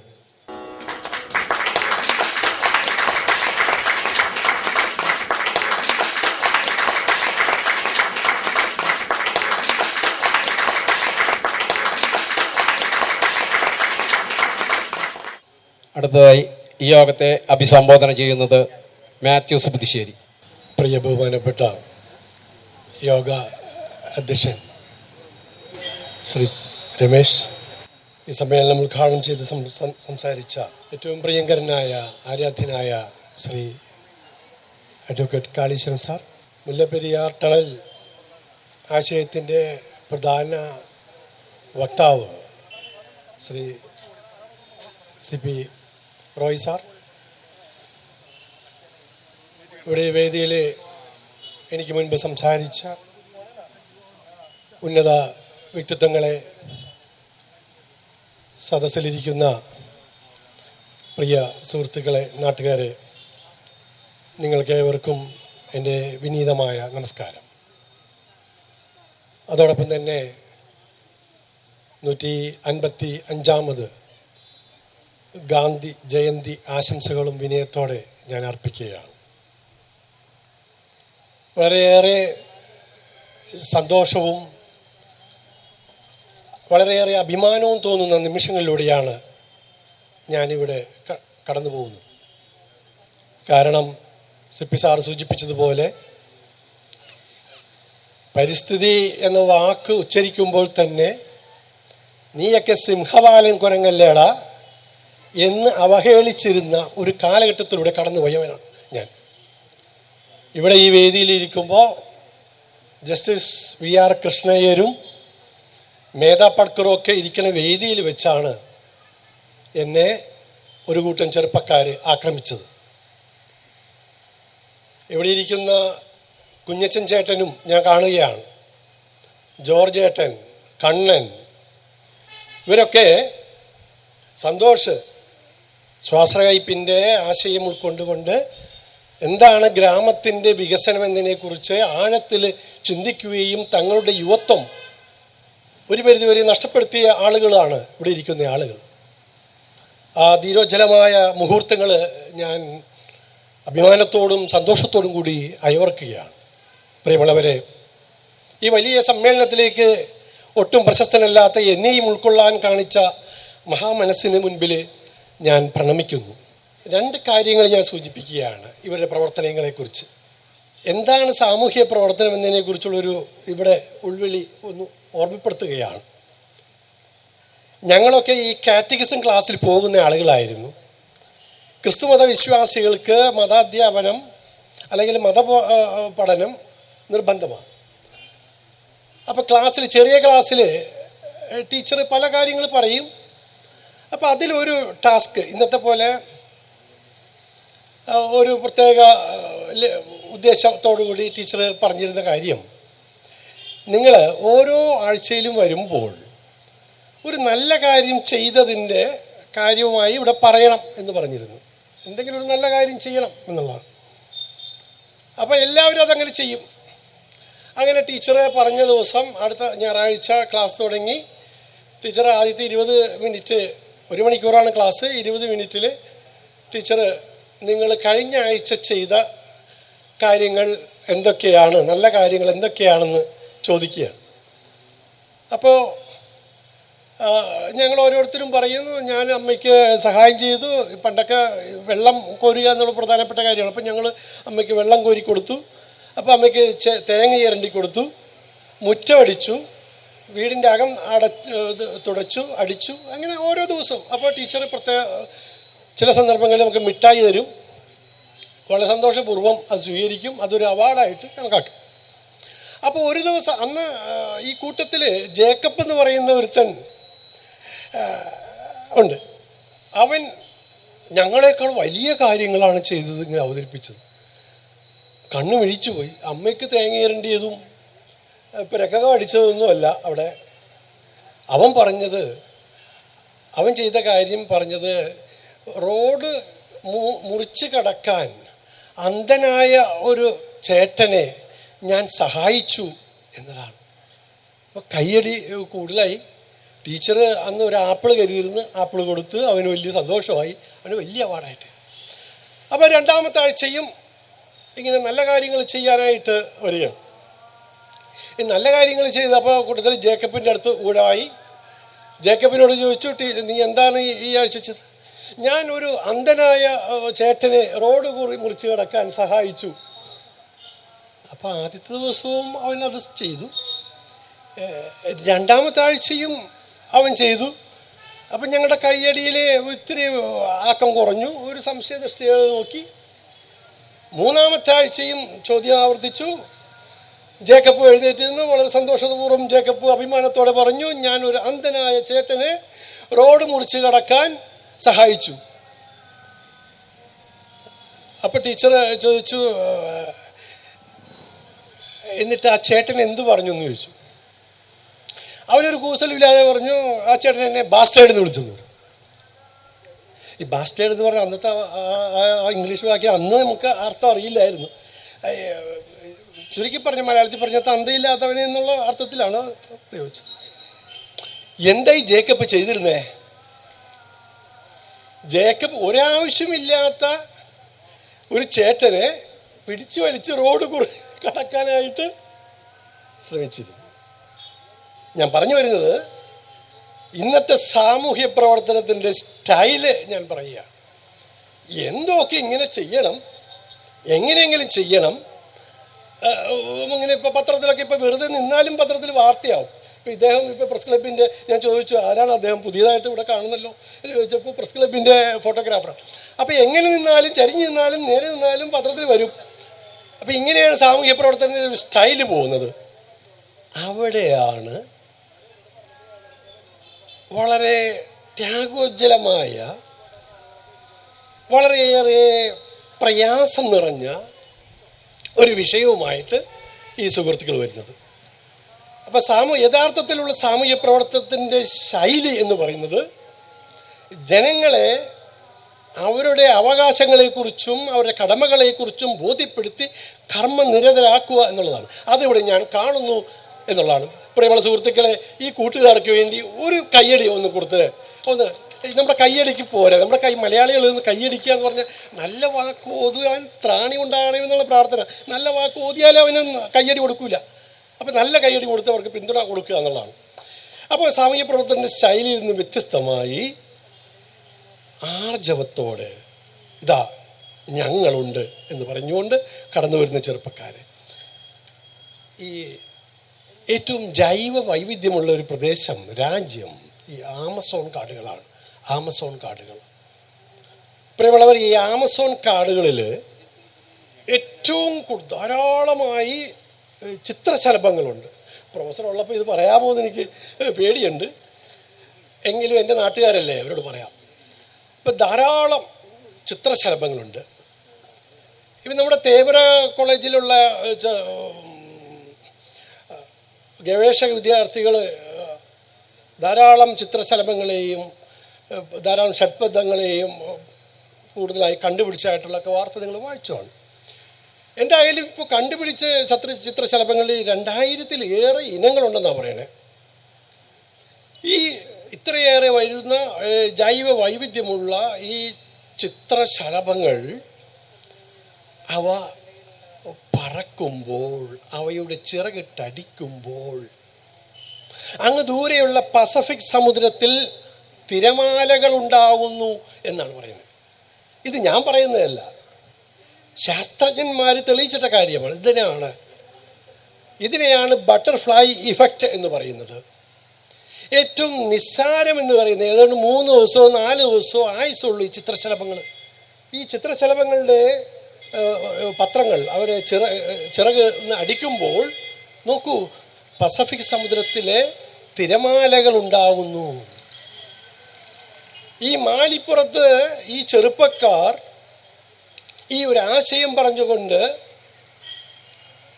ഇത് ജനങ്ങളുടെ മുൻപാകെ വരുമ്പോൾ ഞാൻ കാണുന്നത് ഇതാണ്, ഈ ബട്ടർഫ്ലൈ ഇഫക്റ്റാണ്.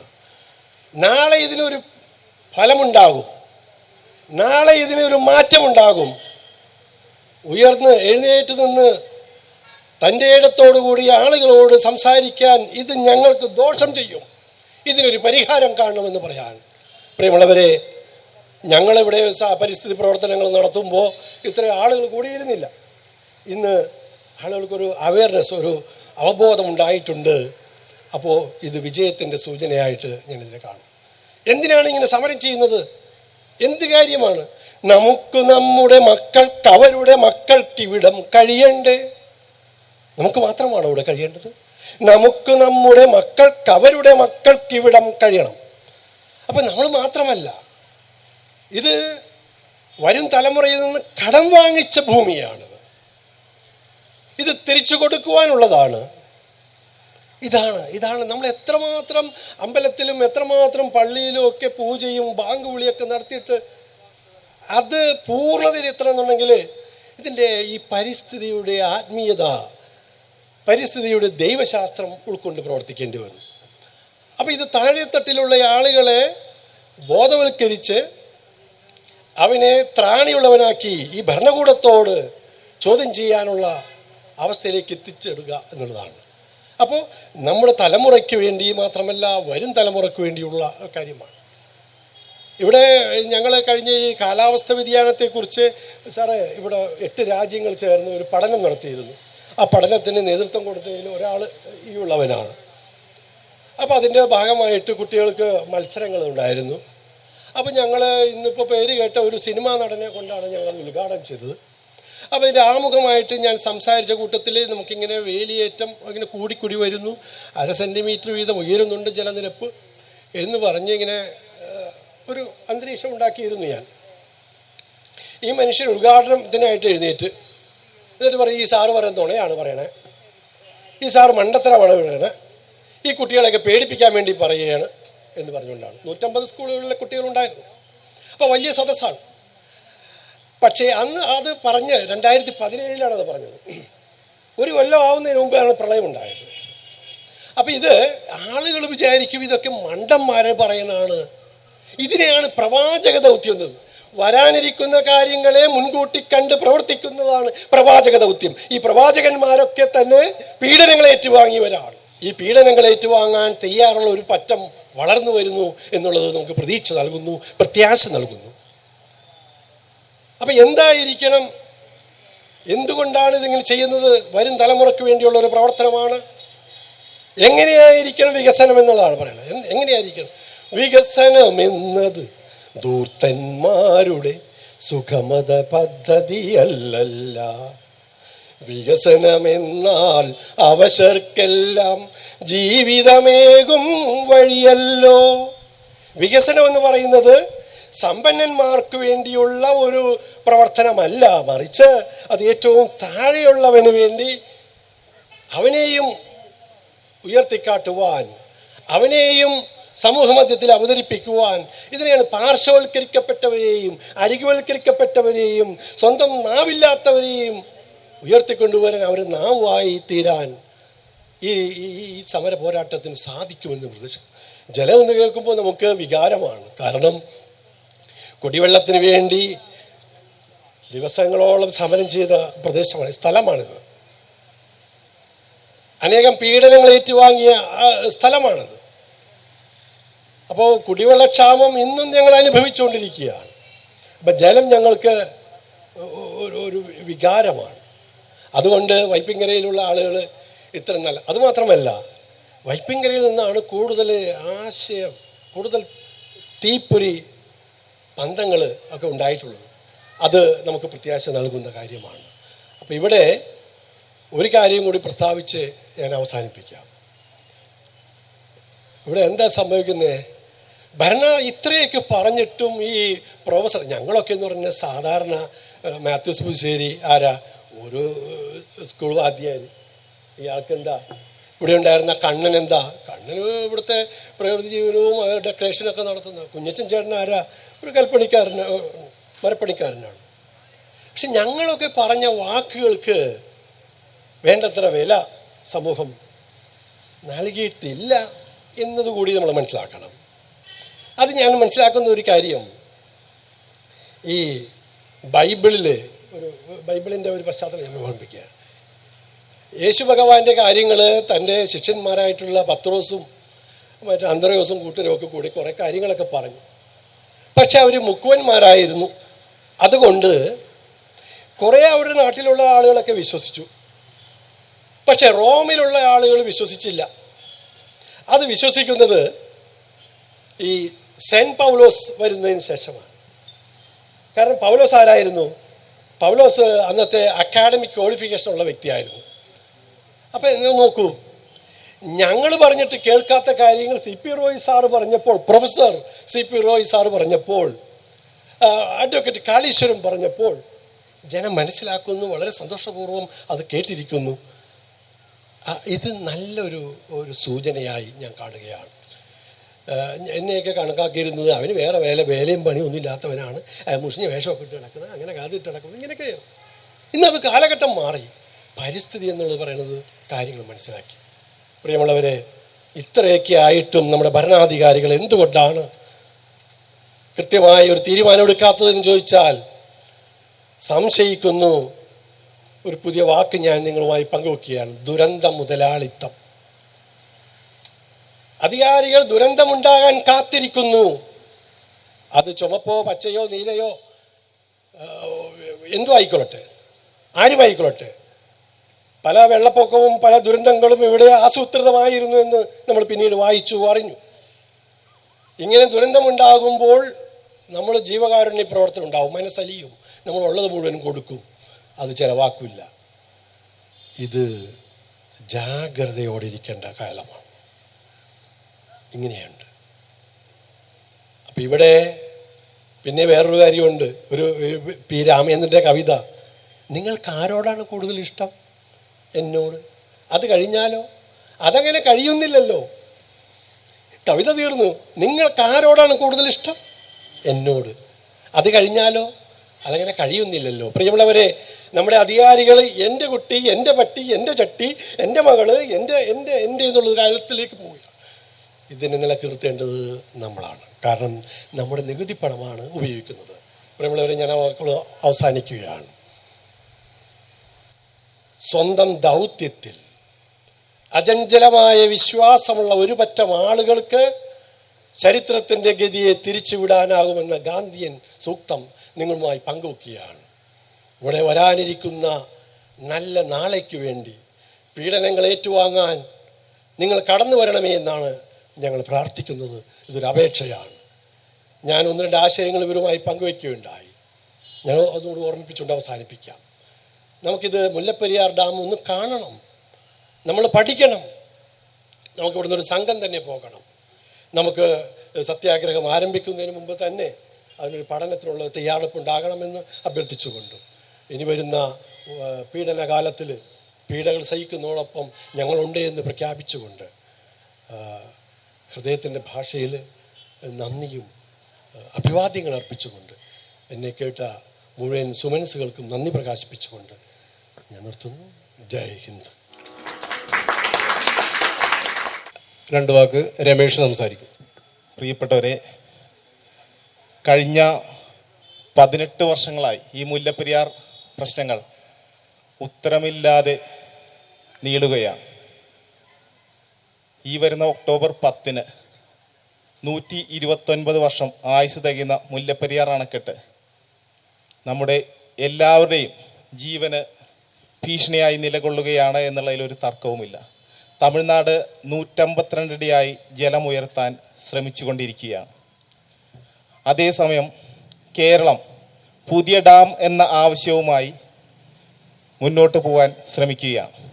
പുതിയ ഡാമിൻ്റെ അപകടം ഇപ്പോൾ എനിക്ക് മുമ്പ് തന്നെ പല പ്രമുഖ വ്യക്തികളും ഇവിടെ സൂചിപ്പിച്ചു കഴിഞ്ഞു. റോയ് സാറും കാളീശ്വരൻ രാജ് സാറുമല്ല. ഇത്രയും അപകടാവസ്ഥയിലിരിക്കുന്ന ഈ മുല്ലപ്പെരിയാർ അണക്കെട്ടിൻ്റെ തൊട്ടു താഴെ ഒരു പുതിയ ഡാം നിർമ്മിക്കാൻ ശ്രമിക്കുമ്പോൾ അതിൻ്റെ പൈലിങ്ങും മറ്റ് പ്രവർത്തനങ്ങളും തുടങ്ങുമ്പോൾ തന്നെ പഴയ ഡാം ഏത് സമയത്തും അപകടത്തിലാവാം. മാത്രമല്ല, ഒരു പുതിയ ഡാം നിർമ്മിക്കുന്നതിന് 8 വർഷത്തോളം സമയമെടുക്കും. ഈ ഓരോ വർഷവും നമ്മളെ സംബന്ധിച്ചിടത്തോളം വളരെ ക്രിട്ടിക്കലായിട്ടുള്ള സമയമാണ്. അതുമാത്രമല്ല, 2011 26 തവണ ഭൂകമ്പം ഉണ്ടായിട്ടുള്ള പ്രദേശം കൂടിയാണ് ഈ മുല്ലപ്പെരിയാർ പ്രദേശം. ഇതിനെല്ലാം അതിജിച്ച് പഴയ ഡാമിനേക്കാൾ കൂടുതൽ ജലം കൊള്ളുന്ന ഒരു പുതിയ ഡാം നിർമ്മിച്ചു കഴിഞ്ഞാൽ വർഷങ്ങൾ കഴിയുമ്പോൾ നമ്മുടെ വരും തലമുറയുടെ തലക്ക് മുകളിൽ ഇതിനേക്കാൾ വലിയൊരു ജലബോംബായി പുതിയ ഡാം മാറും. അതുകൊണ്ട് തന്നെ പുതിയ ഡാം എന്നുള്ള ആശയം അപ്രായോഗികമാണ് എന്നുള്ളതിൽ ഒരു സംശയവുമില്ല.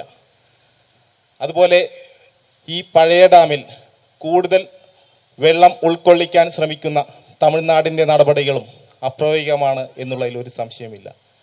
ഞാൻ കൂടുതൽ സംസാരിപ്പിച്ച് നിങ്ങളെ ബോറടിപ്പിക്കുന്നില്ല. മാത്രമല്ല, നിങ്ങളെല്ലാവരും ചിന്തിക്കുമ്പോൾ ഈ പഴയ ഡാമും അപ്രായോഗികമാണ്, അതുപോലെ പുതിയ ഡാം നിർമ്മിക്കുന്നതും അപ്രായോഗികമാണ്.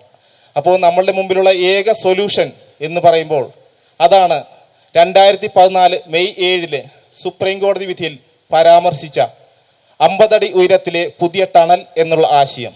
കൃത്യമായി പറയുകയാണെങ്കിൽ നിലവിൽ തേക്കടി റിസർവോയറിൽ നിന്നാണ് തമിഴ്നാട്ടിലേക്ക് ജലം കൊണ്ടുപോകുന്ന ടണൽ ഉള്ളത്. അത് 106.5 അടിയിലാണ്. ഈ 106.5 അടി ഉയരത്തിൽ ജലം എത്തുമ്പോൾ മാത്രമേ തമിഴ്നാട്ടിലേക്ക് ജലം ഒഴുകി തുടങ്ങുകയുള്ളൂ. അതുകൊണ്ട് 106.5 അടിക്ക് മുകളിലെത്തിയാലേ കൂടുതൽ പ്രഷറും കൂടുതൽ വെള്ളവും തമിഴ്നാടിൽ ലഭിക്കുകയുള്ളൂ. അതുകൊണ്ടാണ് തമിഴ്നാട് കൂടുതൽ ഉയരത്തിൽ ജലം സംഭരിക്കുവാൻ വേണ്ടി വാശി പിടിക്കുന്നത്. ഈ സമയത്ത് സുപ്രീം കോടതി ഈ വിധിയിൽ പറഞ്ഞിരിക്കുന്ന 50 അടി ഉയരത്തിലെ ടണൽ എന്നുള്ള ആശയം വളരെ സുപ്രധാനമായ ഒരു ആശയമാണ്. എന്തുകൊണ്ടെന്നാൽ ഈ 50 അടി ഉയരത്തിൽ ടണൽ നിർമ്മിക്കുമ്പോൾ ഈ 50 മുതൽ 106.5 അടി വരെയുള്ള ജലം ആർക്കും ഉപയോഗമില്ലാതെ ഡാമിൽ കിടക്കുന്ന ജലം, അതേസമയം നമ്മുടെ കേരളത്തിലെ ജനങ്ങളുടെ 1.5 കോടിയോളം ജനങ്ങളുടെ തലയ്ക്ക് മുകളിൽ ജീവന്റെ ഭീഷണിയായി നിൽക്കുന്ന ഈ ജലം തമിഴ്നാട്ടിലേക്ക് കൊടുക്കുവാനും അവിടെയുള്ള മധുരയിലടക്കമുള്ള ജലക്ഷാമം പൂർണ്ണമായി പരിഹരിക്കുവാനും കേരളത്തിലെ 1.5 കോടിയോളം ജനങ്ങളുടെ ജീവൻ ശാശ്വതമായി സുരക്ഷിതമാക്കുവാനും സാധിക്കും എന്നുള്ളത് വളരെ പ്രായോഗികമായ ആശയമാണ്. ഈ ടണൽ എന്ന ആശയത്തെക്കുറിച്ച് കാളിച്ചരൺ രാജ് സാറടക്കം നമ്മുടെ പ്രൊഫസർ സി പി റോയ് സാറടക്കം വളരെ വിശദമായി പറഞ്ഞിട്ടുള്ളതാണ്. ഇതിൻ്റെ നിയമവശങ്ങളും എല്ലാം പറഞ്ഞിട്ടുള്ളതാണ്. അപ്പോൾ ഇത്രയും പ്രായോഗികമായ ഒരാശയം നമ്മളുടെ മുന്നിലുള്ളപ്പോൾ നമ്മൾ ഒരു ദുരന്തത്തിനെ അഭിമുഖീകരിച്ച് ഈ ദുരന്തത്തിൽപ്പെട്ട് മരിക്കേണ്ടവരല്ല. നമ്മൾ ഊർജ്ജസ്വലരായി ഒന്നിച്ചു നിന്ന് കഴിഞ്ഞാൽ ജനങ്ങളിലൂടെ ഗവൺമെൻറ്റുകളെ ബോധവൽക്കരിച്ച് ഒരു ചർച്ചയിലെത്തിച്ച് മുല്ലപ്പെരിയാറിന് ശാശ്വത പരിഹാരം കാണാൻ സാധിക്കും എന്ന് 100% ഉറപ്പാണ്. അതുകൊണ്ട് നമ്മൾ ഒരു അനിശ്ചിതകാല സമരത്തിലേക്ക് നീങ്ങുകയാണ്. ഇപ്പോൾ ഇവിടെ വളരെ കുറച്ച് ജനങ്ങളേ ഉള്ളൂ, പക്ഷേ ഇതൊരു തീയാണ്. ഈ തീ ആളിപ്പടരുമ്പോൾ ഗവൺമെൻറ്റുകൾ ഈ മുല്ലപ്പെരിയാർ ഡാമിൽ പുതിയൊരു ടണൽ എന്ന ആശയത്തെക്കുറിച്ച് ചർച്ച ചെയ്യേണ്ടതായിട്ട് വരും. ഈ ഒരു ചിന്തയിലേക്ക് കേരള തമിഴ്നാട് ഗവൺമെൻറ്റുകളെ എത്തിക്കാൻ വേണ്ടിയാണ് നമ്മൾ ശ്രമം നടത്തുന്നത്. അതുകൊണ്ട് ഈ ഒരു ആശയത്തിന് വേണ്ടി എല്ലാവരും കൂടെ നിൽക്കുക, നമ്മൾ മുന്നോട്ട് തന്നെ പോകും എന്ന് എല്ലാവരെയും അറിയിക്കുകയാണ്. നമ്മുടെ സമര പോരാളികളെ മാലയിട്ട് നമ്മളുടെ അനിശ്ചിതകാല സമരപ്പന്തലിലേക്ക് ആനയിക്കുന്ന ഒരു ചടങ്ങാണ് ഇനി നടക്കാൻ പോകുന്നത്. അപ്പോൾ അതിനുവേണ്ടി നമ്മുടെ എല്ലാ സമര പോരാളികളും ഈ വേദിയിലേക്ക് വരിക.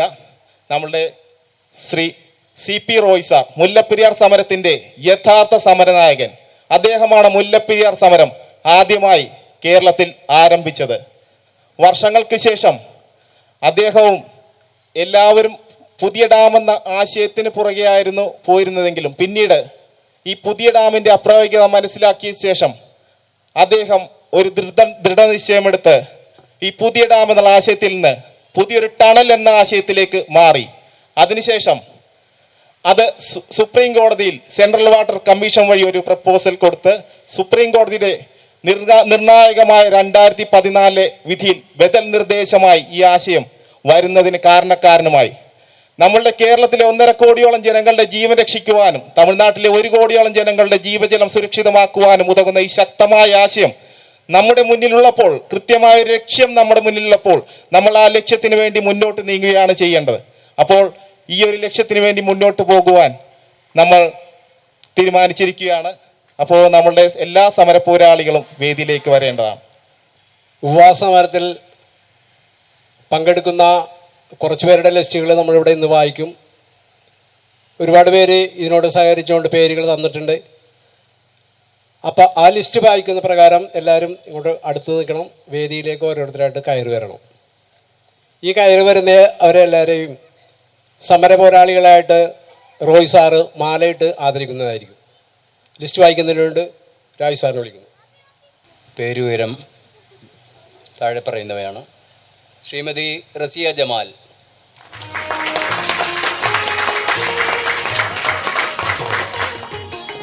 Ramesh Ravi,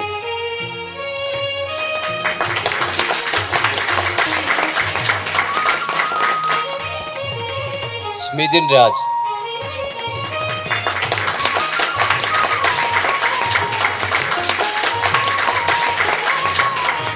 ജൈവി Mohan, Santhosh,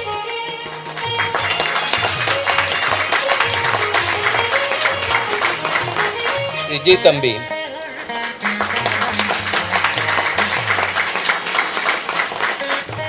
Sreekumar, Naushad,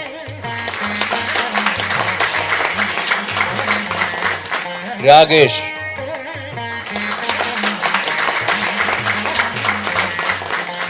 Manaf,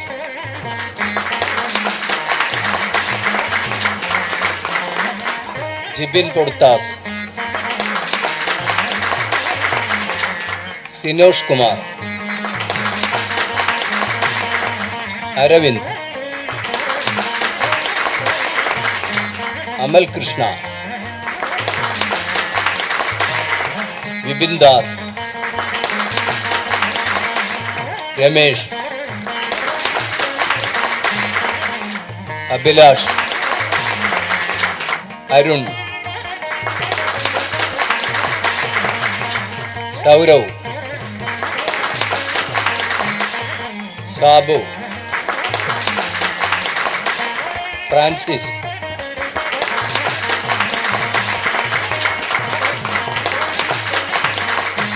Srikanth, Sandeep P Sasindran, K V Thomas,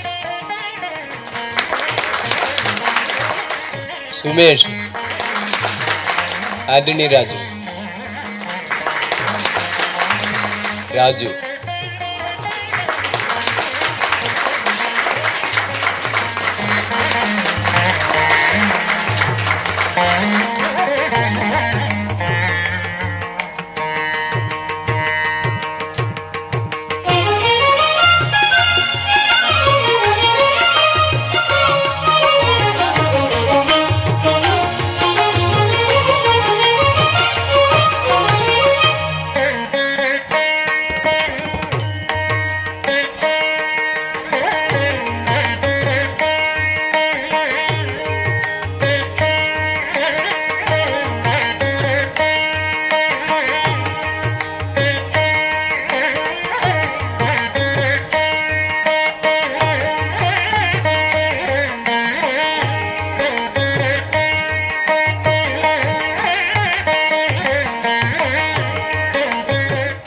അടുത്ത പരിപാടി എന്ന് പറഞ്ഞു കഴിഞ്ഞാൽ നന്ദി പറയലാണ്. നന്ദി പറഞ്ഞു കഴിഞ്ഞിട്ട് ഈ ഇപ്പം ഈ മാലയിട്ട് ആദരിച്ച എല്ലാവരും തന്നെ നമ്മളൊരു ജാഥയായിട്ട് നമ്മുടെ സമരപന്തലിലേക്ക് പോവുകയാണ്.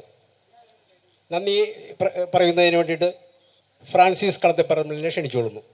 സ്നേഹം നിറഞ്ഞവരെ, ഈ സമര സമ്മേളനം ഇത്രയും നല്ല രീതിയിൽ നടത്തുവാൻ പരിശ്രമിച്ച യോഗാധ്യക്ഷൻ ശ്രീ രമേശ് രവിക്ക് സമരസമിതിയുടെ പേരിലും എൻ്റെ വ്യക്തിപരമായ പേരിലും സ്നേഹപൂർവ്വം നന്ദി പറയുന്നു.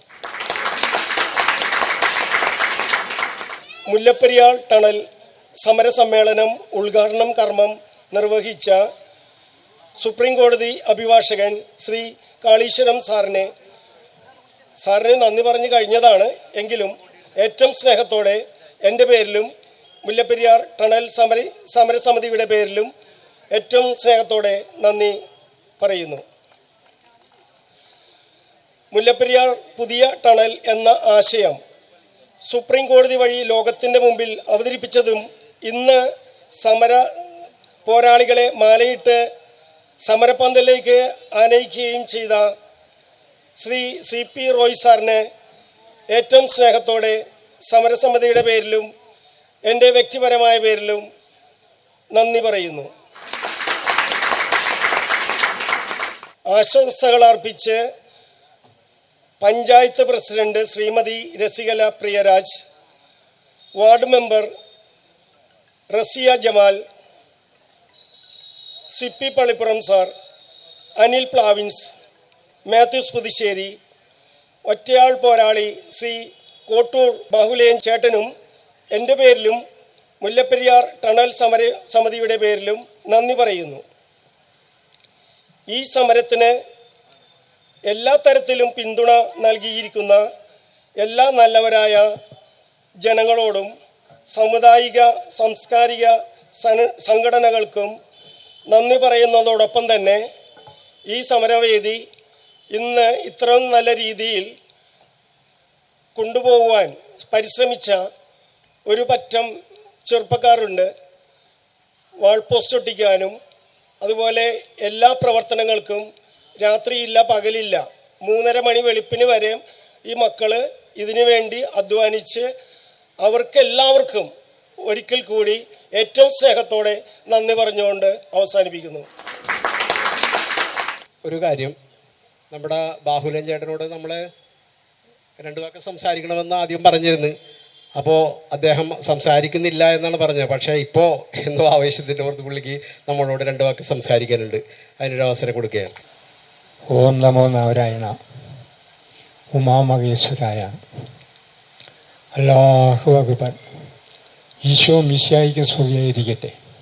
ബുദ്ധൻ ശരണം ഗച്ഛാമി. ബ്രഹ്മം വിഷ്ണു മഹേശ്വര. മാതാപിതാ ഗുരു. ഞാൻ ഒറ്റാൻ സമരം ചെയ്ത് 2 മാസത്തിന് മുമ്പ് ചെയ്ത് പിന്നെ ഓരോ ഇതിലും ഹൈക്കോർട്ടിലൊക്കെ പോയി നിന്ന് എൻ്റെ മാറ്റർ മുല്ലപ്പെരിയാർ അധികാരികൾ കണ്ണു തുറക്കുക. മുല്ലപ്പെരിയാർ വിഷയത്തിൽ ജനങ്ങളെ അങ്കലാപ്പാക്കരുത് എന്നുള്ള ബോർഡ് പിടിച്ചാണ് എല്ലായിടത്തും നടന്നിരുന്നതും. അതിനിടക്ക് മേറ്റർ മാറി 2-3 പിള്ളേർ ഇവരൊക്കെ വന്ന് ഞങ്ങളെ കൂടി മാവും ചെയ്യണ്ട. ഞാൻ 5 കൊല്ലമായി ഈ നടപ്പാതയിലും പിന്നെ വാട്ടർ മെട്രോയിലും ഒറ്റാൻ സമരം ചെയ്തു. അതുപോലെ എല്ലാ സ്ഥലത്തും സമരം ചെയ്തിട്ടുണ്ട്.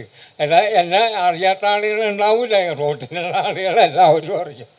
പിന്നെ വിശദമായിട്ട് ഞാൻ പറഞ്ഞു, എന്നെ പുകഴ്ത്തരുതെന്നാണ് പറഞ്ഞത്. എനിക്ക് എന്നെ പുകഴ്ത്തിയാൽ കരച്ചിൽ വരും എനിക്ക്. അങ്ങനെ 2-3 സ്ഥലത്ത് എൻ്റെ ഇത് തന്നിട്ട് കരച്ചിൽ ഒരു കാര്യം പറയാൻ പറ്റിയില്ല. പിന്നെ ഞാനൊരു പാട്ട് പാടി അവസാനിപ്പിക്കാം. ചില്ലുമേടയിൽ ഇരുന്നെ കല്ലെറിയല്ലേ,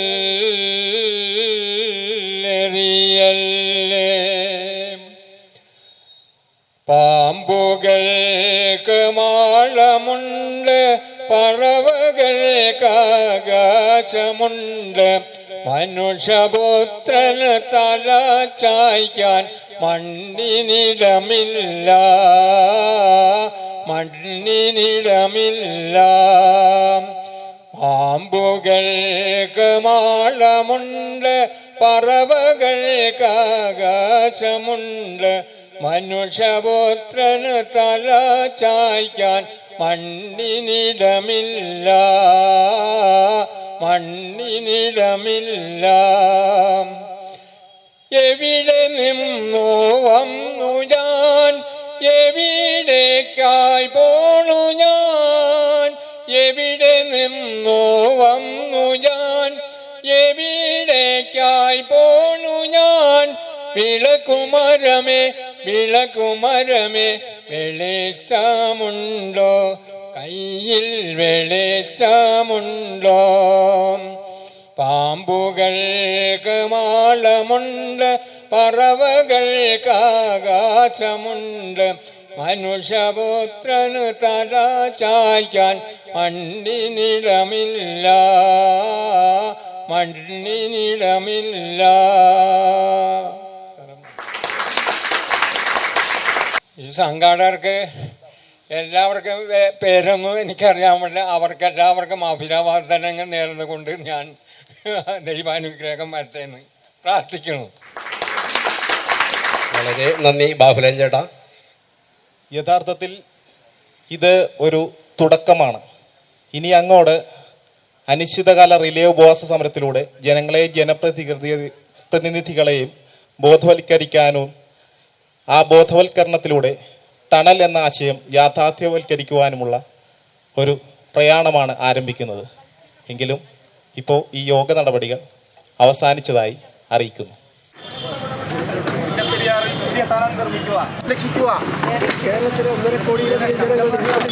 മുല്ലപ്പെരിയാറിൽ പുതിയ ടണൽ നിർമ്മിക്കുക.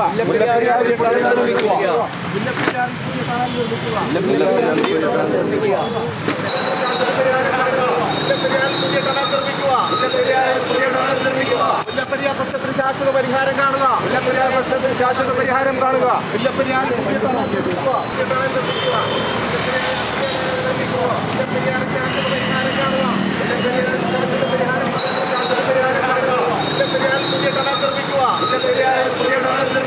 മുല്ലപ്പെരിയാർ പ്രശ്നത്തിന് ശാശ്വത പരിഹാരം കാണുക. മുല്ലപ്പെരിയാർ പ്രശ്നത്തിന് ശാശ്വത പരിഹാരം കാണുക. മുല്ലപ്പെരിയാർ മുല്ലപ്പെരിയാർ പുതിയ പരിഹാരം കാണുക. മുല്ലപ്പെരിയാർ പ്രശ്നത്തിന് ശാശ്വത പരിഹാരം കാണുക. മുല്ലപ്പെരിയാർ